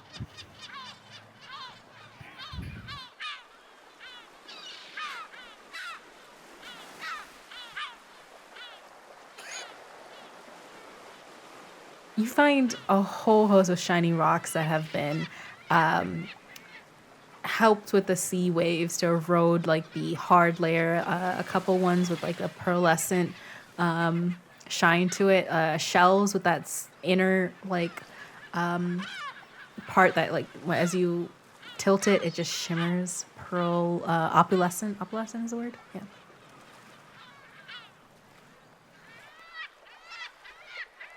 Amelia specifically picks up a rock that she thinks reminds her of everybody there and gives them all their individual rock to keep and take back. That is so Shawnee. Oh my coded. god. That is so cute. It is. That is the most Shawnee That is coded thing beyond Amelia has adorable. done.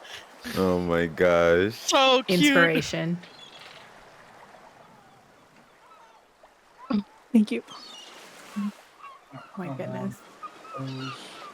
Each time Cora finds a cute rock, knowing that Amelia is also looking for cute rock, she runs over to show her the cute rock and be like, look, found rock. Oh my god. Amelia and Cora are both just standing on the beach with 2 handfuls of rocks going, look, rock, look at this, look at this. Exactly, and then they're like trading back and forth the rocks and like examining each individual shape.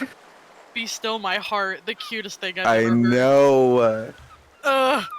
Rania is definitely chuckling into her book while she's watching her friends run up and down the beach. Odette is like clutching her pearls, just cannot. She is crying how cute this is. Not the pearls. Oh my god. I want you to How just old that is- dramatic, just like lean over, like full on animated, like my heart. That is so good. Odette is also gonna start trying to find the like smooth rocks to see if she can get them to skip. Awesome. Give me brain check, please. Also, just know, both Amelia and Cora, you guys did way. You found all the rocks that you wanted. You did way over my DC, Yay. and so did Odette. You have in front of you a stack of those beautifully curved like rocks that just fit in the palm of your hand. A couple distance away, like Dominic is trying to look for stuff and he's just skipping everything that he could find. You see like, I don't know, 4 or 5 kind of stacked together. Maybe somebody has found these and they're putting like a little tower of them. Okay. Odette is gonna grab all of those, hand 2 of the really nicely smooth ones to to Amelia and to Nate. I'm sorry that my brain quit working, but give both of them each like one of them and then walk over to him and see if they can skip those. Oh, you found some. Yeah, try these. I don't know if they'll work. I've never actually skipped a rock.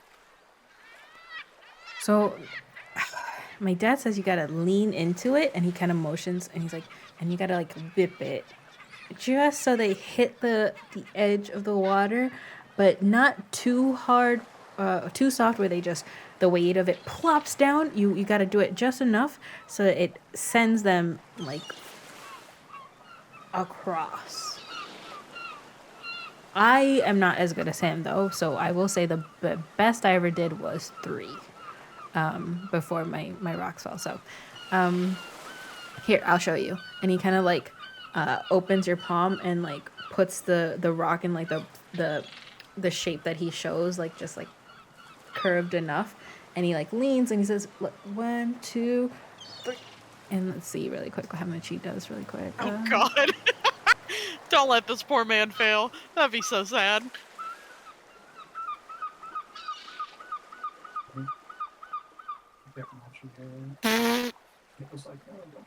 So, the stone immediately hits the surface of the ocean. The waves kind of crash, and it just starts bouncing. 1, 2, 3 before it plops down. He looks really happy and turns like, oh, still got the moves. Oh my god.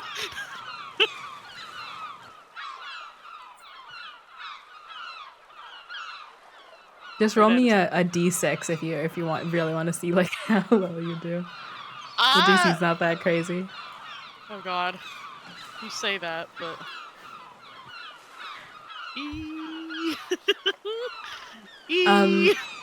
The stone kind of feels heavy in Odette's hands. It's very smooth. It's hard to grip. And the day is very, very misty and humid. But you tilt just like he showed you, and you skip forward, and you see the stone hit it 1, 2, but right when it careens for the third, it like goes straight into the water. But Dominic kind of turns and says, "Oh, you're really good. That's Odette's just gonna awesome." awkwardly put her thumbs up because she doesn't know how to accept praise. And he's gonna like awkwardly like put his like hands in his sleeves and pull them down and just be like, "That's awesome." I usually do like we live near a small lake, and my dad's so good. He does so much, and like sometimes even when I do well, he doesn't. Sometimes he just like teases me. But you're really good at this for your first time. Is this your first time? Yeah, this is the first time I've skipped a rock like this. I've always thought about it, but I just never did. Oh, I think it's like the most relaxing thing you can do. That's why sometimes when I miss my dad, I'll like, you know, the fountain at school, I'll like skip rocks in there. I love that. I am sorry, my heart Side is note, that's bursting. so sad. It is breaking my heart casually. He like blushes and he's like, "Yeah, my dad, he's good at like a lot of things, and he'll like teach me stuff, but then like he thinks it builds character if he beats me."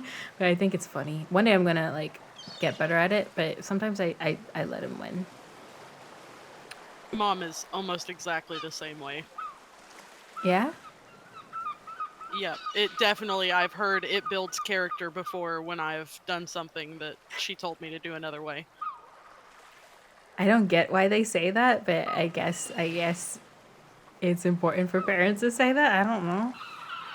I just want to win like once in a while, especially against him. He's so ridiculous.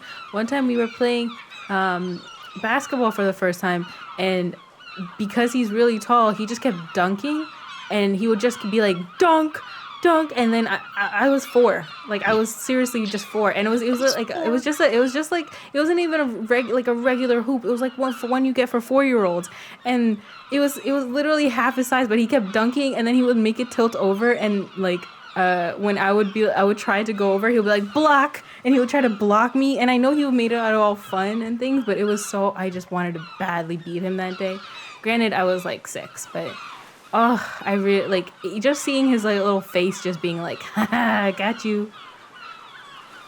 I'm sorry, is your father Bandit Healer? Bluey's father? I'm sorry. Honestly, yes, just like that. I would say that That's all it sounds like.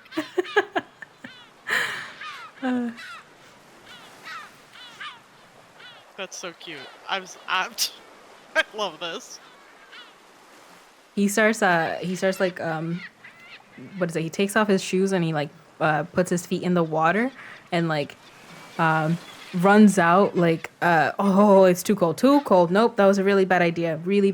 And he pulls out his wand and quickly does like a spell, and you see like air coming out of his wand for a moment and kind of drying off his feet and like shaking off like his sand. He like rubs his feet together to get the sand off, and he puts them back in his shoes. He's like, "That was a horrible idea." Okay, imagine you didn't see that. That was really horrible. Oh, that's so cold. What are you talking about? See what? You. Yeah. And he blushes again, like completely in his face, and he just like looks away and just.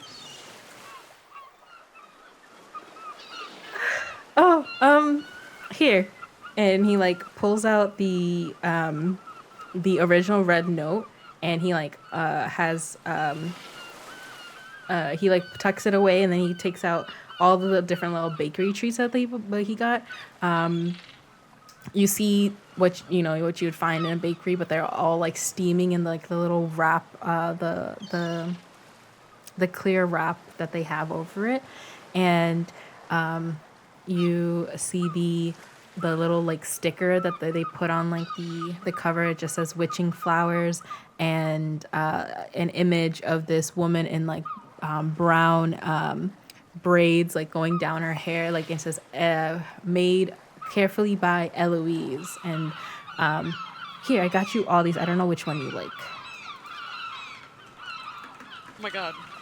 I'm a little embarrassed in person to say that Odette ordered 2 hot chocolates, and they're in her cup holders in her little backpack that she has. She got one for him. Stop. I completely forgot about that. I thought you were buying it for somebody else. I wondered who the second one was for. I forgot. I was thinking that you ordered it, and I was just like, okay. And then I completely forgot. He has in his hand. He's like, this one's called Dragon Scale, and then this one is a macaron. I don't know what that is. And then this one is it's a cupcake, but they said that it changes your tongue color. I don't know. You can try it. And then I got bread rolls because I like bread rolls. She is gonna laugh and then ask for one of the bread rolls while also grabbing the hot chocolate and handing it to him. Oh. Thank you. You're welcome. I hope you like hot chocolate. I do. He kind of sits down onto the ground and he takes off his like glove, his own glove, and the one that Professor Serafina gave him, and he takes off his like outer jacket and like puts it on the beach and says like, okay, this should be good, and motions for you to like sit there instead of like on the sand. What is everybody else doing? Did we lose somebody? It sounded like someone there. Looks like we lost the closed caption. The closed Gotcha. caption. Okay. I was like, wait, I heard it. What happened? Absence. You have one job. You have one job. One freaking job. Rania is sitting there with her book, just observing her friends and just like noticing all the little things and giggling at them and just enjoying the sun and the ocean sound. Quinn would be somewhere near Rania, just kind of hanging back. She would be listening to music, just hanging out there, watching everybody, enjoying the sun.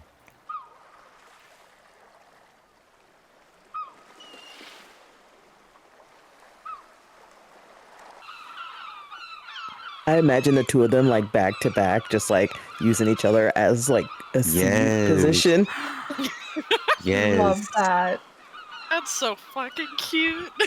In our introverted ways, we're just like we feel each other and we're just like, this is good. I love these kids. All of our little babies are so cute. I love them. I'm sorry. The day is, filled with like sea waves and sea air, and two friends sit back to back as two friends collect beautiful stones and hand it off to their respective owners or new owners. Miles makes like sand sculptures and runs around the beach, and he kind of just like, you hear him like just enjoying the sea air. Rania, could you give me a brains check, please?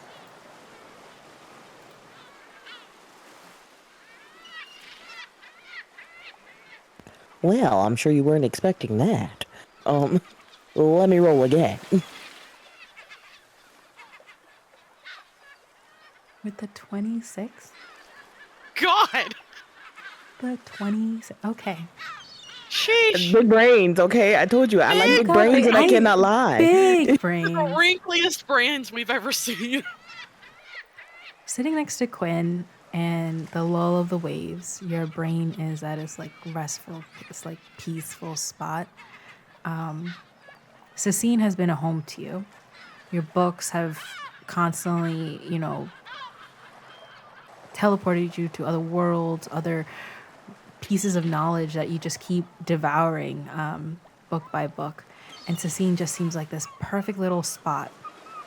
And since your recent adventures, things that you found out, your nighttime escapades, it's been a couple of months since that first day has been, and so much information. But you remember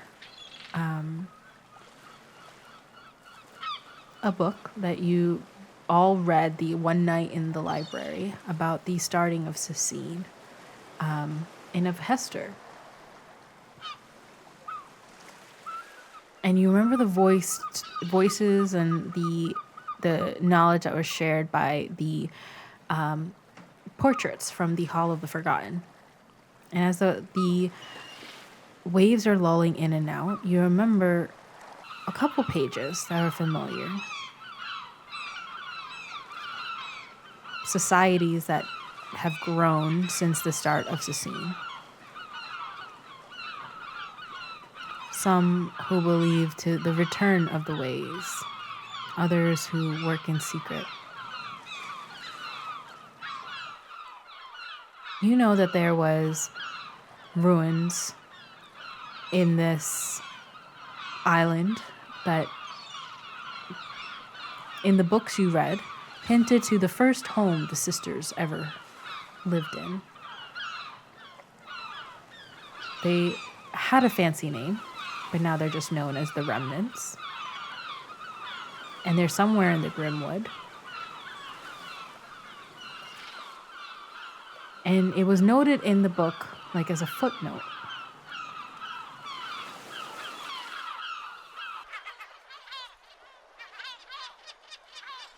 that there was magnificent magic when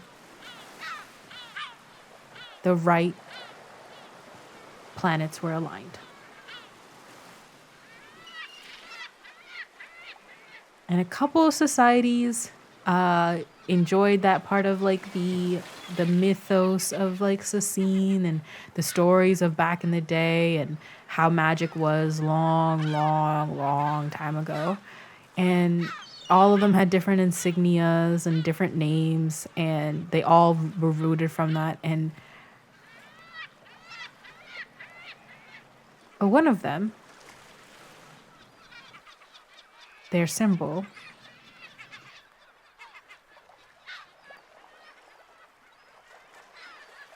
reminded you of one of the staff members that you've been seeing all day. A silver background with a dark black star.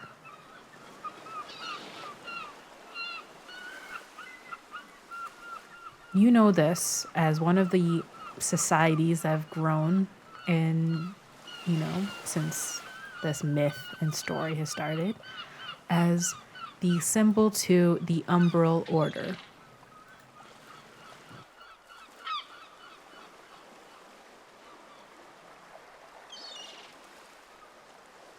And as you're sitting there quietly, all this information starts opening up in your head, and even the books that you're reading. You remember the voice, the Patricia, speaking about the vow, the purse, the seals to break.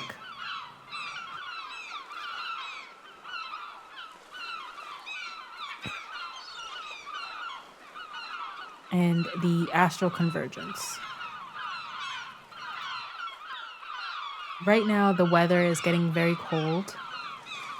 And in your last couple of classes in cosmic fascination. Nothing has been spoken about a time where something has been aligned.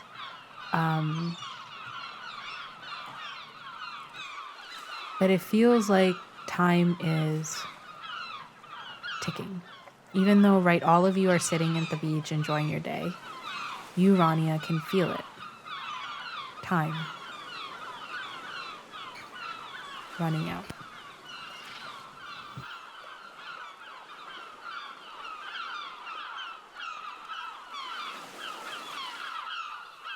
Rania would shift against Quinn's back and like look around because her senses are just on high alert to see if she notices anything unusual on the beach.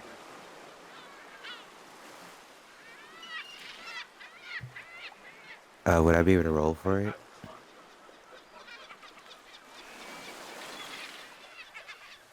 What are you rolling for? To see if I notice anything. Mm-hmm. Would it just be brains? Yeah, or anything else if you want to flavor it. What is it? Depends on how you word it.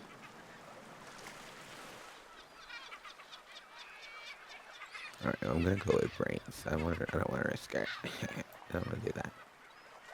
Yes. Okay, cool. Awesome. With a 10, you notice immediately what's like the shift in your back to back, and you notice this shift in Rania's like posture. The beach is very still. Nothing has shifted around you. Everyone's having a great day. But Quinn, you've noticed your friend has gotten very quiet. Rania? Are you alright? She takes her headphone off. She turns she kind of moves and maneuvers herself in front of Rania to look in her face. What's going on? Rania looks Quinn in the eyes and she's like, I don't really know. I just feel like something's off. Like we're running out of time. Running out of time for what? That's the thing. I'm not really sure. I feel like time is just not on our side, and it has something to do with, you know, when we were touring the school and all the information that we got about, you know, Hester and the convergence, and it just, something seems wrong. I just can't quite put my finger on it. Alright, so let's get everyone together and we can. It's better that we can. That's just it. I think it might just be me, and I don't want to. Everyone's having so much fun. I don't want to ruin the moment. You know, Well, I understand, but at the same time, if it's something bothering you, and if it seems like it's connected, then everyone should know. We all dealt with this together, so we have to keep dealing with it together.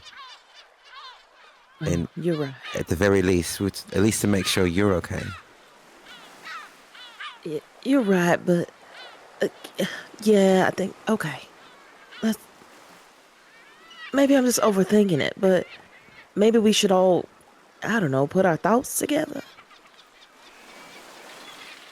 And that's why you've got the big brains, love. Quinn's gonna turn and try to signal everyone to come over.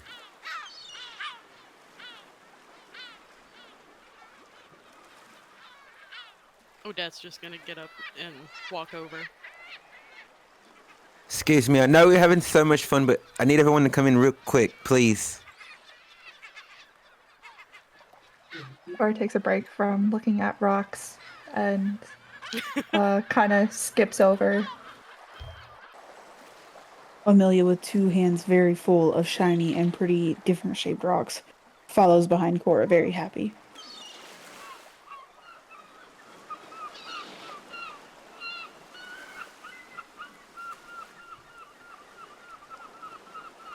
Hi everyone. So,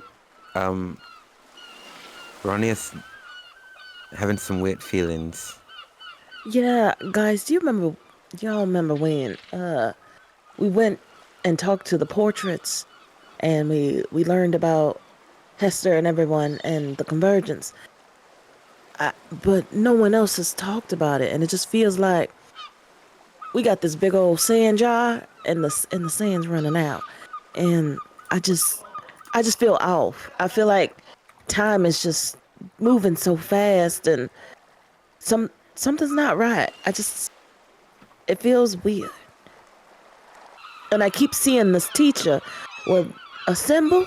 It's like a rune with a star, and I just keep seeing it. And everything that I've been reading lately is just, it's not adding up to this. And she kind of just gestures around like to the universe, not really sure how to explain how she's feeling.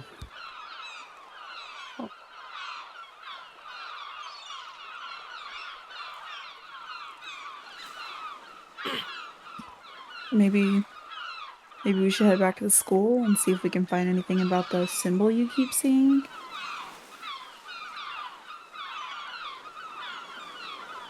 Odette is gonna pull her journal out of her bag and just hand it to Rania and ask if she'll draw the symbol so that we have it like in front of us too.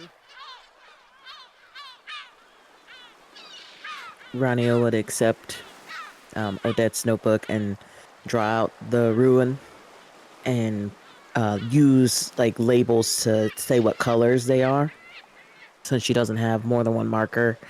And she says to Amelia, well, I feel like I've read a lot of books and nothing in the school library is showing anything. And I would hate for us to have to break into the restricted section again. You know what happened last time we got in there.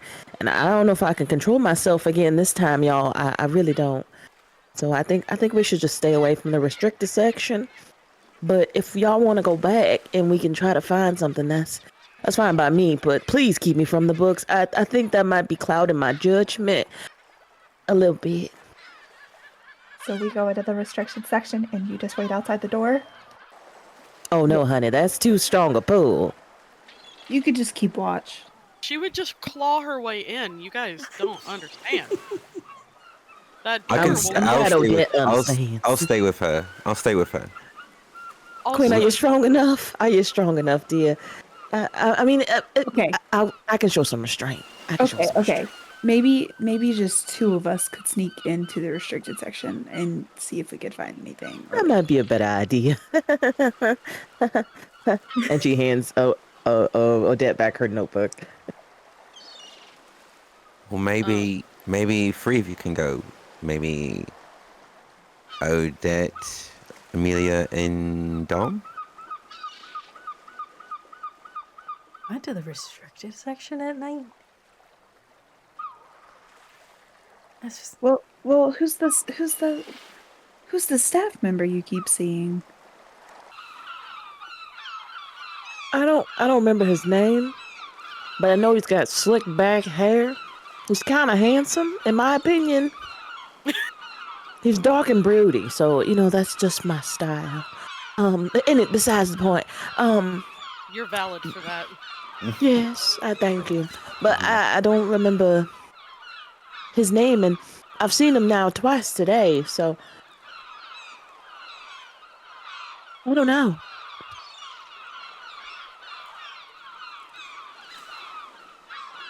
Could we also go to the teacher's classroom that does rituals and evocation? Maybe they would have something with this in it that maybe wouldn't be in the library.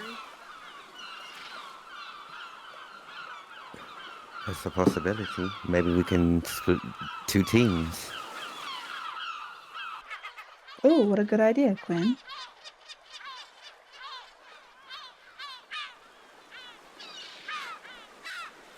I'm down either way.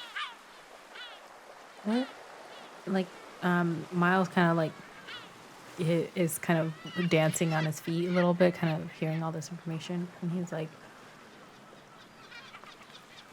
What else did you? What else were you thinking about? There was a weird staff member,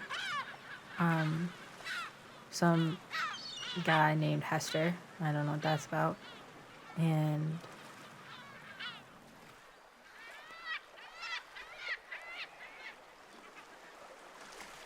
It I don't know.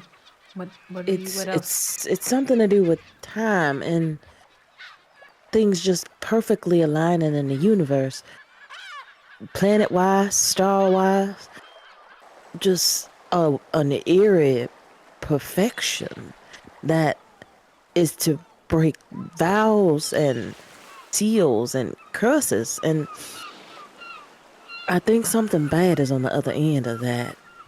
That I think our founders of the school kept at bay, and I don't think we should let it out. I It's think like, we've got to figure out what the seals are to keep them from being broken. Maybe they already are.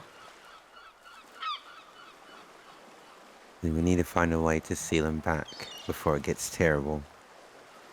Did you write everything or just just a little symbol that you saw on Odette's notebook? I wrote down everything that I was like thinking about while I was watching everyone on the beach and reminiscing.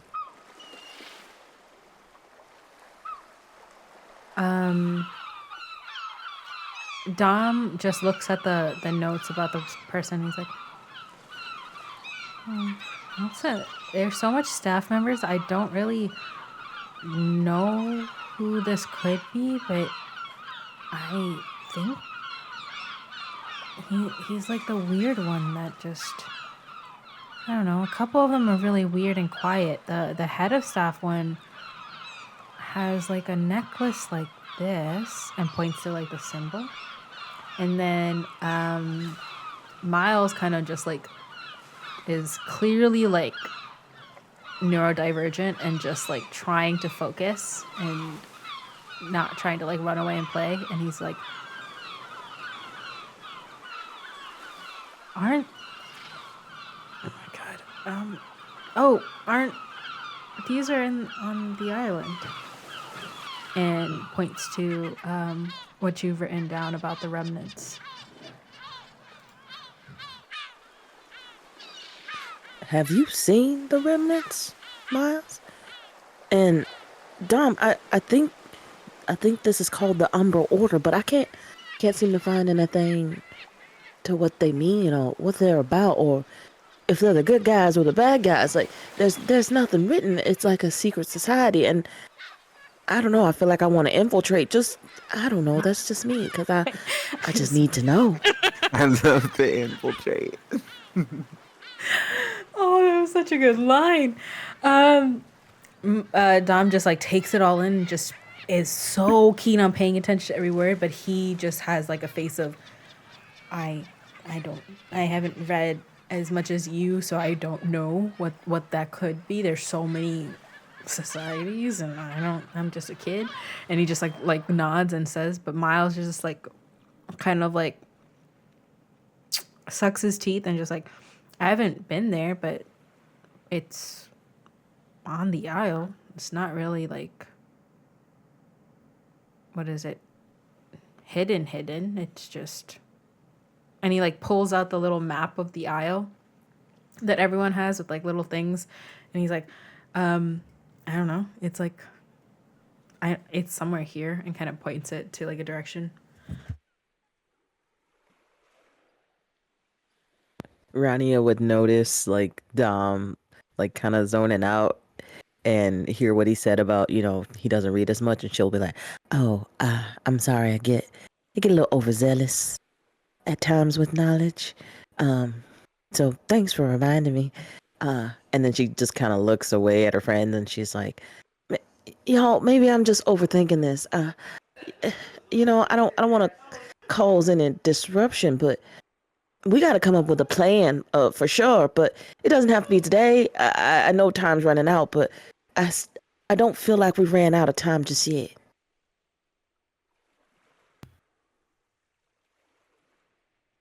Well, it's better to be prepared than not to be, so maybe we'll have fun today, and just come up with a plan after.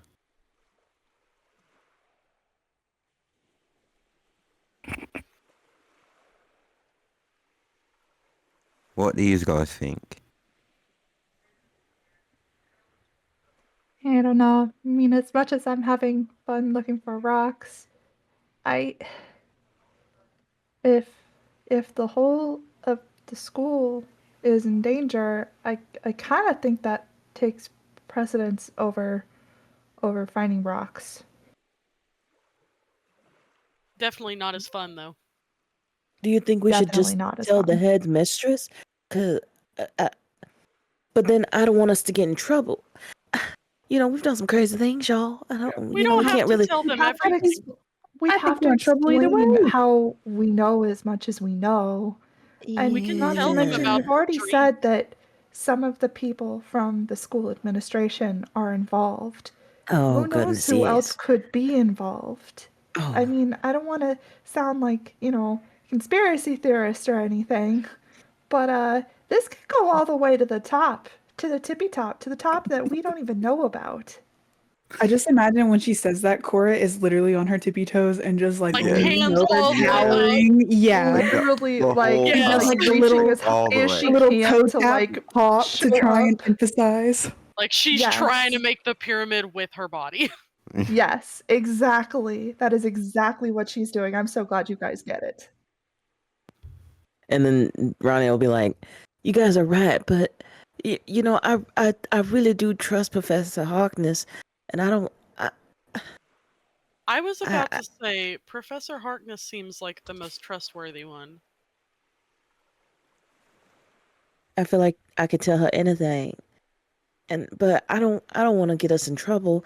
We got to either come up with a plan of finding out more information, or we got to break some rules or be honest with the professors. And like you said, if one of them is actually the bad guy, I don't want to end my demise as a first year. This is making my brain thirsty. Oh goodness. So, everybody in favor of telling the teachers and letting them handle it, raise your hand. I don't know if it's the teachers, but I also really trust Professor Harkness. I feel like we don't have to tell all of them. We could just speak to her. Everybody in favor of making a plan and finding more information out about this? Ronnie will put up one little finger like really close to her body. Quinn And raises Cora's her hand would hand. shoot up like a rocket. Quinn's Yeah, too. Odette's would shoot up too. Miles And kinda Ronnie would look slowly at just Miles like, and them. Yeah, I she would don't look at want them to like, "What tell are we doing?" them. And Dominic just like, oh, dang it. I say tell the teachers, and Miles just like kind of nudges him, like, no, then we have to tell.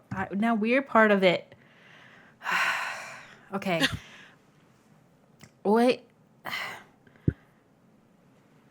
If you don't want to tell them everything, you can check out the runes, and then like on the way back, and then decide from there. That's fair. Do we want to check out the ruins today or get a plan and come back, since we know where at least one of them are now? You want to come back through the forest? There's gotta be another way. There's no way that they always take the forest route. Do we have brooms? On you? No. But At school? available? Yes. Interesting. So broom over the forest. Got it.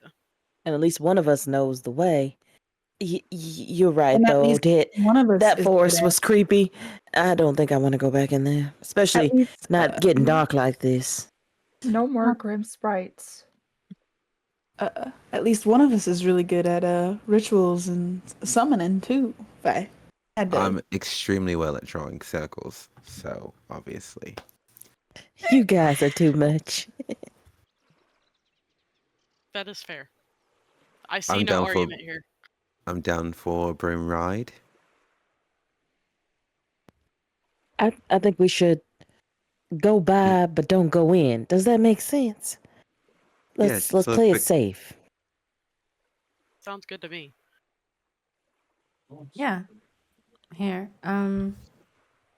If we and he starts like going Miles starts going between everybody, and his like tall figure kind of hunches over and just starts tying people's like sleeves. And he says like I only got really dizzy when I started looking at the trees. But then when Quinn kind of like pushed me to the road, it wasn't that scary anymore. I think we just have to focus on the path, and then I think I can show you where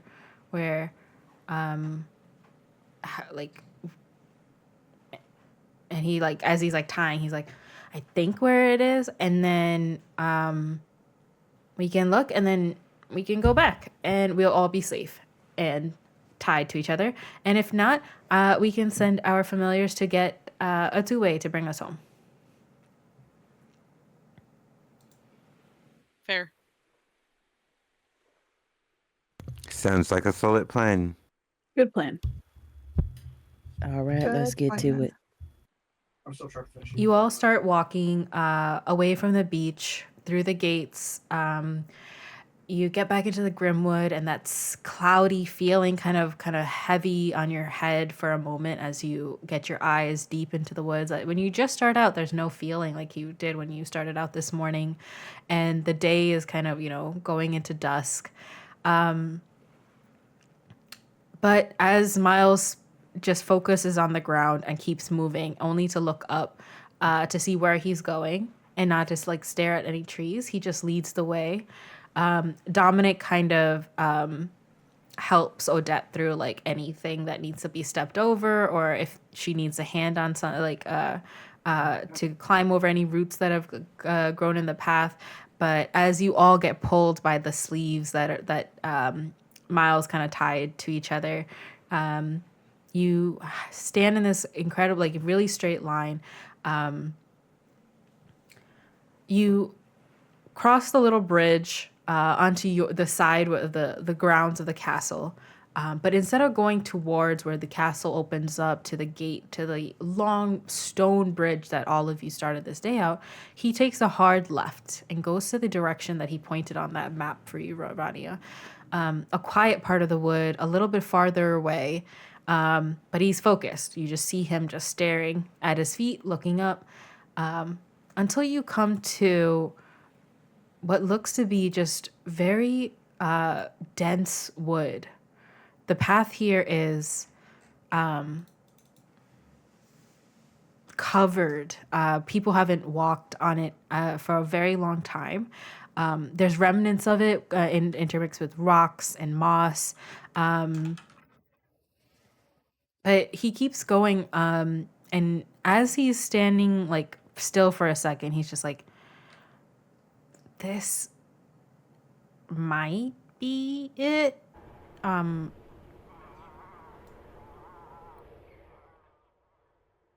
don't know what that sound was, but I'm sorry. That was awful. That was a scary sound. That was Spook us. I didn't like that. It's just, imagine it's very dusk right now. Like, the walk took a while, and the light that's filtering, it's low in the sky. But because it's low in the sky, Rania, with your brains 20, like your perception's pretty high, you notice the glint of white sandstone in the distance. Miles did get the right area correct, but he's just a little distance shy. You can see what looks like what used to be a roof, and what used to be walls, but now is like covered in the forest. Okay, Rania would pull the sleeve of, I'm assuming she's behind Miles, and she'll be like, oh, you found it, but I think it's over there. And she'll point in the direction where she sees the white stone. all five of you plus Miles and Dom, you come to this what looks to be just this open area with doorways. No, the whatever doors that used to be there is rotted out. The steps that go up there have been broken down, and above you, Rania, Amelia, everybody, you see what looks to be etching on the door. What's it called? Frame? Not the frame. Like the stone that panel? surrounds the stone that surrounds where the door frame would have been, but probably rotted away ages ago. There's like an etching that is written all on these sides. Rania would say to Odette, "Quick, bring out your notebook. Maybe we should write these down. Maybe we can look up what these symbols mean, unless someone knows what the heck we're looking at with this." Can I roll a brain check to see if I can recognize any of the symbols or place them from any of our yes. classes? Yes. That's also what I was going to ask if I could do too. Yes. Same. I think all of us are just gonna roll brains here. Mm-hmm. Yeah, we're all pretty much studying these symbols, I would think. Ronnie is just about to show us the fuck up. Or my Just dice is act- gonna be mean to me. Yep. What are we rolling? Brain check to study these symbols, if you would like. Can I use an adversity token to roll again? To roll again. Ooh. Or re-roll? I don't know. That 7 seems a little off to me. You mean you want to do a little scorch mark? Yeah, do a scorch mark. I mean, Okay, you only have 3 that you can use, so. I think I only use. This is my first one I use, I think. Mm-hmm. Okay. Let me roll again. And, okay, that's much better. Oh my I feel god, better I now. thought it was a 7 again and I was gonna scream for you. Okay. Very quickly, where does this start? Amelia's 14, right? Yes. Okay. All of you are writing this down. Quinn, Cora, you see, let me give you all adversity tokens really quickly. Blah, blah. Quinn. The etchings above you say some things, but you haven't had enough classes in rune lore to understand it. You understand a couple words. You recognize the sisters, the word sisters. Odette, a couple pieces come up to you. A word home, word guardian, and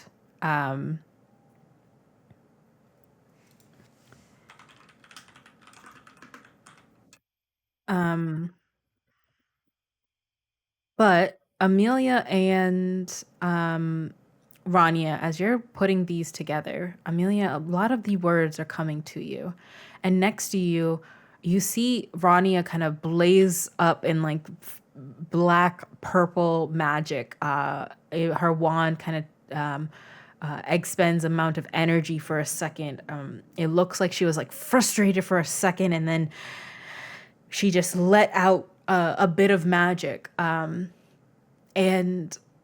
her body, her brain, like the way her face looks like Professor Lilith Blackwell when she's just thinking really fast, and immediately, Ronnie, you can feel it at the tip of your tongue. The runes start to decipher, and the language come together. It starts to read, I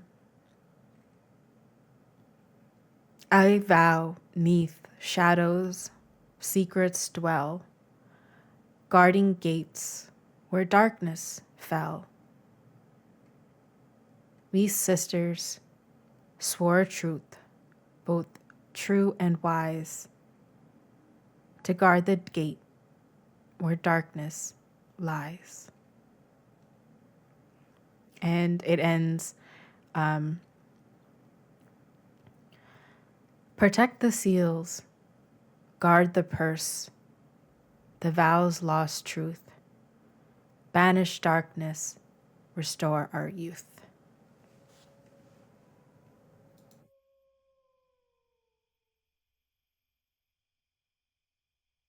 Was Rania reading that out loud for everyone to hear? You pretty much read that. You can tell that to the group. Okay. Could Rania repeat after guard the purse, please? The seek the seals, guard the purse, the vows lost truth, banish darkness, restore our youth.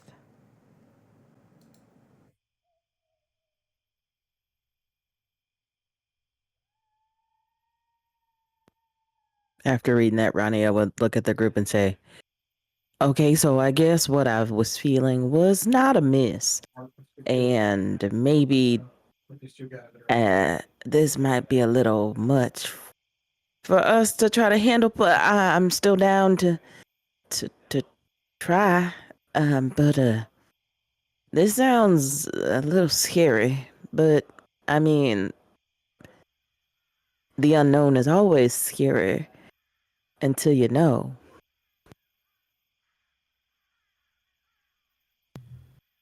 Amelia's just gonna start taking a couple of steps back, putting her hands on her head, shaking her head. Now we've got to watch for purses and seals. She's so confused right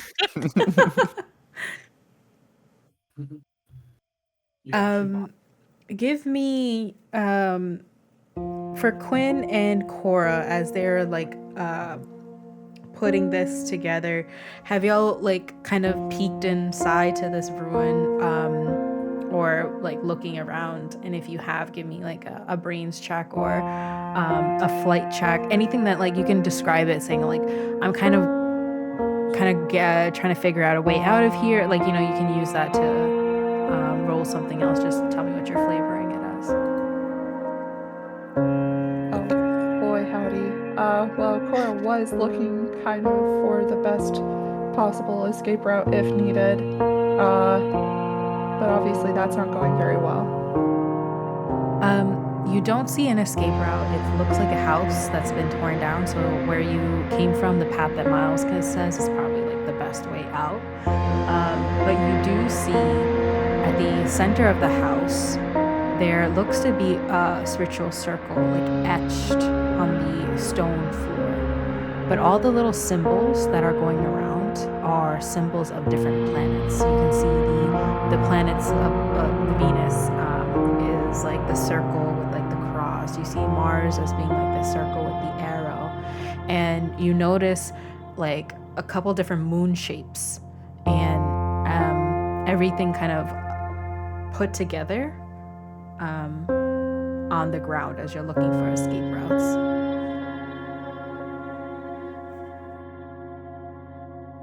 Quinn would be looking around to see if there's anything else that can help us understand what Rania was just saying to us. Sure. Again, I assume that's what she was doing. I gave this a higher DC than for escape routes, but Well, I will use 2 of my tokens.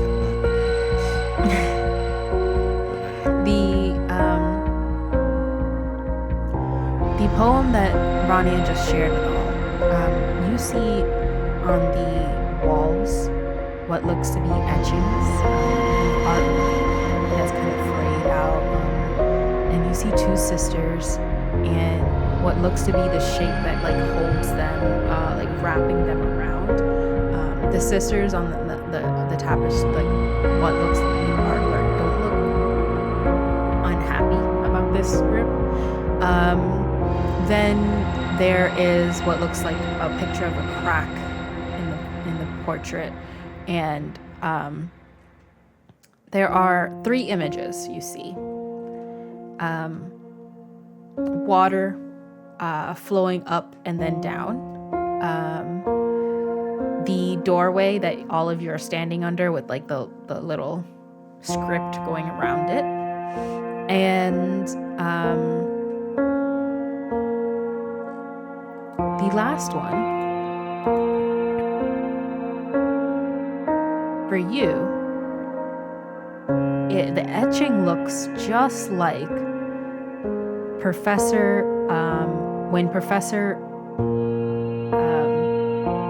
when assistant headmaster came to visit you and welcome you to the school. And what was familiar was that little portal that came up. That bluish hue, that thing, that circle of light where he like poked in, came in. And when he left, it closed.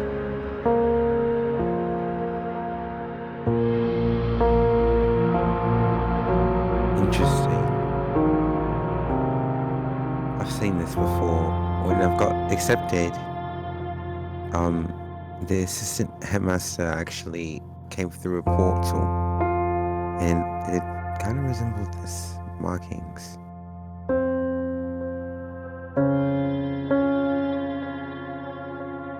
Could this be the portal that is in the poem? Quite possibly. At least we have a connection to someone in the school.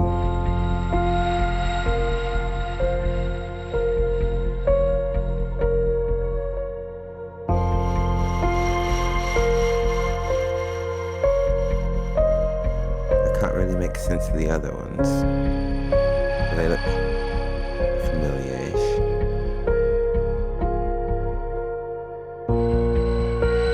Trying to think of the best course of action. Well, this is a reconnaissance, right? So let's just figure out as much as we can before we come up with a plan. Oh, absolutely. Are we in the house now at this point?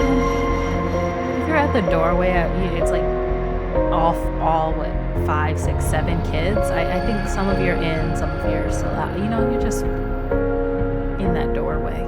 Kind of just hanging around.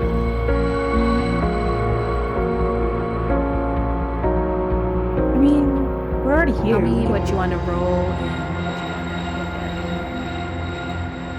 Oh, Listen, yeah, that sorry. was a little off-putting there, Miss Madam GM. Just so you know, you got my little brain just a ticking right now. So A little disconcerting. Not superstitious, I'm just a little stitious. Can I make out, if I look around, can I look to see if I see any other rooms or any other, like, things catching my eye whenever I'm looking around? Yeah, you are tied to the group, so just roll. Can I just take a couple of more steps in? Like, maybe like Yeah. 4 more steps in that Yeah. building.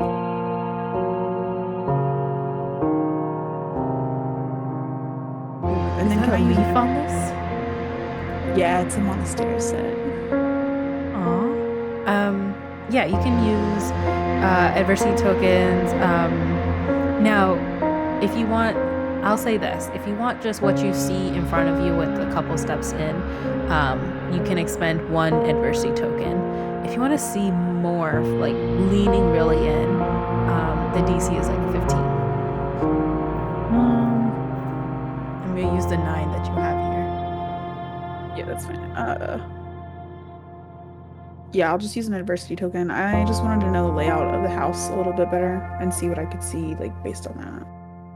my bad, I didn't mean to roll. That was a You're good. mistake. It's a grand house. There's 2 floors, and where you are at, it looks like almost like those living rooms that kind of go down. What is it called? Sunken living rooms. But there's a big hearth, what looks to be this grand fireplace. Where you can see like remnants of what ash and black like on the stonework. The large circle at the center of the room, you see the planets, the symbols for the moon phases, and you recognize that this is like a a couple of the planets are aligned in a certain way, and the moon phase is aligned to show like the moving of time. Then you see a couple of rooms to the back. It looks like caved in the back, like going down under, but you can't really see like if it's just like broken down stuff or if there's like a cellar.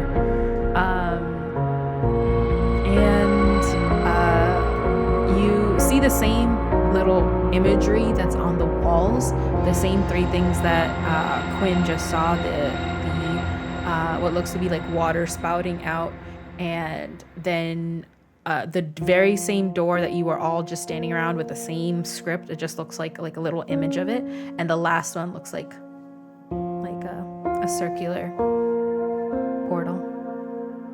Okay. Do you guys want to keep looking around at anything, or should we go and start heading back to the school since it's already getting pretty late? That works for me. Okay. Odette, can I borrow your journal and your marker for just a minute? Absolutely. She's gonna pull them out and just hand it to her. Thank you. Amelia takes them, and she's gonna try and sketch out the ritual circle on the ground and the way that the moon phases and planets line up as well.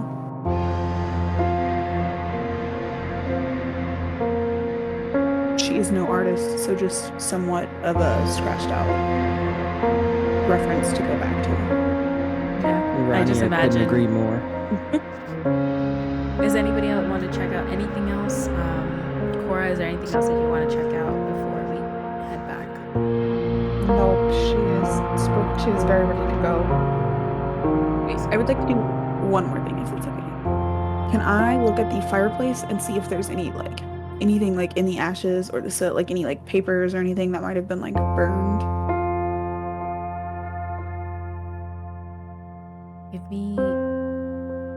Give me a check that you think fits right for this.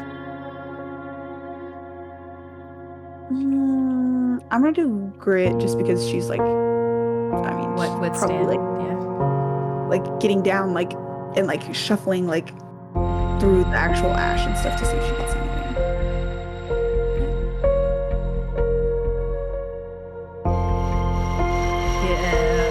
The DC is for like a flat 10.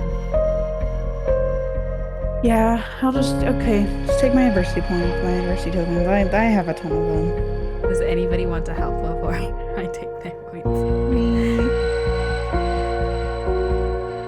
Which one was it for? I rolled grit because I'm like not necessarily like digging through the ashes, but like I mean, like it's you know, literally like grit. yeah, Like, like Yeah, I were like if you want fought to down give and, like- adversity tokens, I don't know how many adversity tokens I have. you have 5. I will give her. while I'm looking, I'll just instead of doing that, actually, could I while I'm looking and like not finding anything, could I be like, would anybody want to come help me or maybe like provide some light so that we could see a little bit better? And I'm just gonna like try to like shuffle stuff around to see if I can make anything out. I'll do it. I'll go ahead and cast a light charm. Awesome. So I'm gonna good. say that's like how you help. And a small little light kind of orb kind of, imagine like your wand is blowing bubbles and it just, Yeah. and this little light orb starts floating and filling up the little space. You do find a little burned papers, but for how old the runes are and how deep in the Grimwood this building is, everything is covered in green. But these papers look like they were just burned maybe a fortnight ago, a month ago. They're very new. Oh, One of the burned. papers. Sorry. Say it. Say what you're saying. I was just gonna say how burned are they? If they were like discernible or like. A couple of them are still very discernible. You've noted, Amelia can see from your time in the winter woods, you know when certain animals leave food out because they know nobody else is gonna come and get it. Like when squirrels like leave nuts like just sitting out, and some animals hide and burrow like the simplest of things because there's so much foot traffic. Whoever burned this didn't think a couple of kids would come upon these ruins. Nobody has stepped in here, so a lot of it is poorly burnt. You see the symbol that Rania has put together, and the fireplace behind it, the letters say three things. It says, "I have found the vow.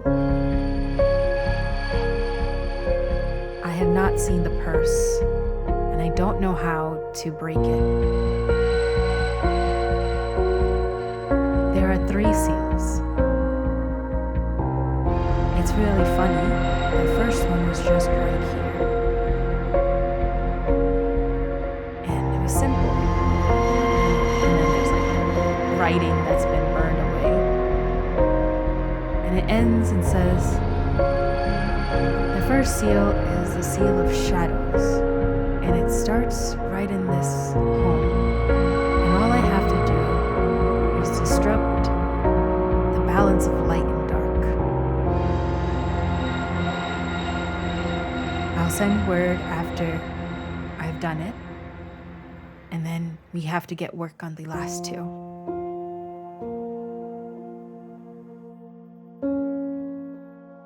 And a couple scraps of paper of note work. You see them write all these down. The vow, you saw like the image of the door with the script around it. You see like the word purse, and they're like question mark, question mark, question mark. What is this? Where is this? And then you see like the last one that looks like that little portal picture that you and Quinn have noticed on the wall. And they write, "There's 3. 1 for shadows," and you see like a check mark. And then you see the second one, the seal of silence. There is someone who knows about the return of our master, and they cannot talk about their return. If we can make them talk, the seal will be broken. And then you just see like underlines, like find that person. And the last, it says like the seal of time. And you just see like curse words where it's like, what the and like whatever. With the light kind of bubbles glowing around and pouring into this fireplace. And now it's like coming into like maybe like 6 p.m. and twilight is like, you see moonlight kind of reaching up into the sky, and the sunlight kind of fading away. The little globes of light kind of fill into the fireplace, and where that burned little spot was that you crudely have seen, where the fire broke out, a crack has formed and gone up the side of the fireplace, and a ritual circle that looks like a portal door is broken into. And that's where we end for today. Damn it. Listen, Oh my I feel like God. every time you read slow to us that we are reaching that It's peak, like, oh no. and my heart falls in my butt. You know, I can feel it coming, and it's just I'm still never like, oh, this is gonna I'm be never prepared. gonna be Never I- prepared. I will say, since this is halfway through the campaign, everyone will get 3 extra adversity tokens, and your marks will come in for like your midterms. If you look on how to level up your character, you can level how our game works on this. It's pretty simple.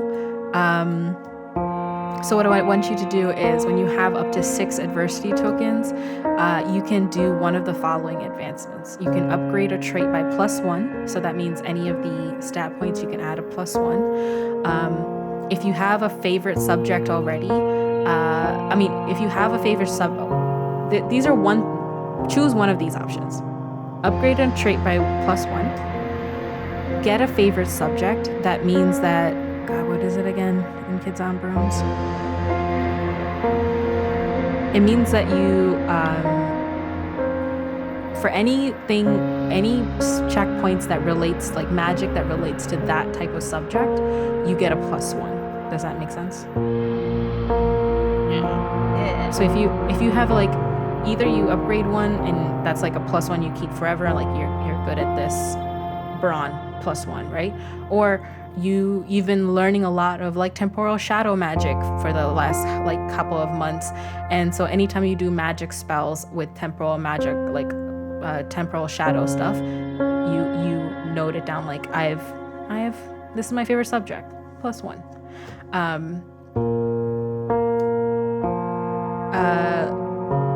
You can, if you have a spell that you think you're really good at, anything that we've done in game or think that you figured, like you've thought about, I don't know, Odette's like vine thing that they made. Maybe you're advancing at it, or maybe your familiar gains an ability related to that spell. That could be an option. That's the third one. If you want to learn a potion, without needing to be at the alchemy table, it reduces the difficulty. It adds to the potion making like outside the classroom. Those are the 4 different things that you could do for advancement. If you want to know what that is, you can look at our standard book, and then next week for our next session, we can all like hang out beforehand and set that up on what that looks like. But you all should have way over 6 to at least advance one option that you would like. So if that was confusing, I'm so sorry. But take your time and I'll help you out to advance and get your, like, I don't know, midterm grades are in, and a lot of you have done very well. Very well, in some things maybe not as well, but very well in other things, which is, how school works. Ouch. There's a compliment sandwich. I'm trying to remember that you guys are all like 12 to 14-year-olds in like school. Sorry, all I can imagine is you putting 2 pieces of bread on either side of our heads. Mm-hmm. Oh my goodness, I'm so sorry. What are you? Lovely sandwiches. I posted the advancement thing in the chat, but the reason I like this kind of advancement is because there's so many ways that you could advance, and if there's something that you want to advance in specifically, like you can kind of build it and let me know. Or maybe you just want like a flat +1 because like you have a D4 and you just want it always to have a +1. Because Rania needs a +1 on her D20. Yeah, okay. You know what? Rania can't advance. No, I'm kidding. No advance. Not allowed. Oh, Brain is too big already. There's no more for knowledge. There's no. Yep, you've gone as high as you can go. I will say Your that that's why trials are it says like if you upgrade a trait by +1, nothing can be over +5. So you can't just like put points in on like something until it's like +5. But if you want to learn like a potion, or if you have an idea of like a magic potion that like Rania is really like good at, that could be a way that she spends 6 adversity tokens to kind of just know or easily do outside of school rounds. But these are homebrew rules, so this is the first time we're advancing, and honestly, you guys can do it anytime you have 6 points, or at least 6 points, anytime during the school year. I don't necessarily need it to be like halfway through the game, but if you don't spend it, you automatically have an advancement at the end of the school year. For everyone who's watching, these are homebrew rules. You can get that by seeing what our standard is. If you like, Maz put the command in the chat.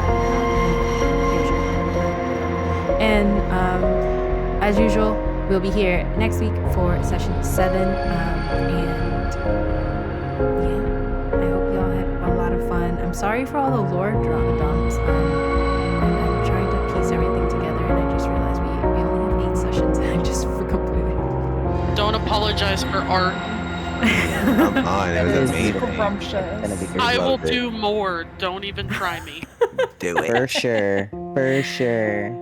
All right, loves. Have a wonderful evening, chat. Thank you all for watching this recorded version. This is Moz from the Past and Dark Recess. Thank you for all the players. Moz and chat, raid out. Bye. Bye.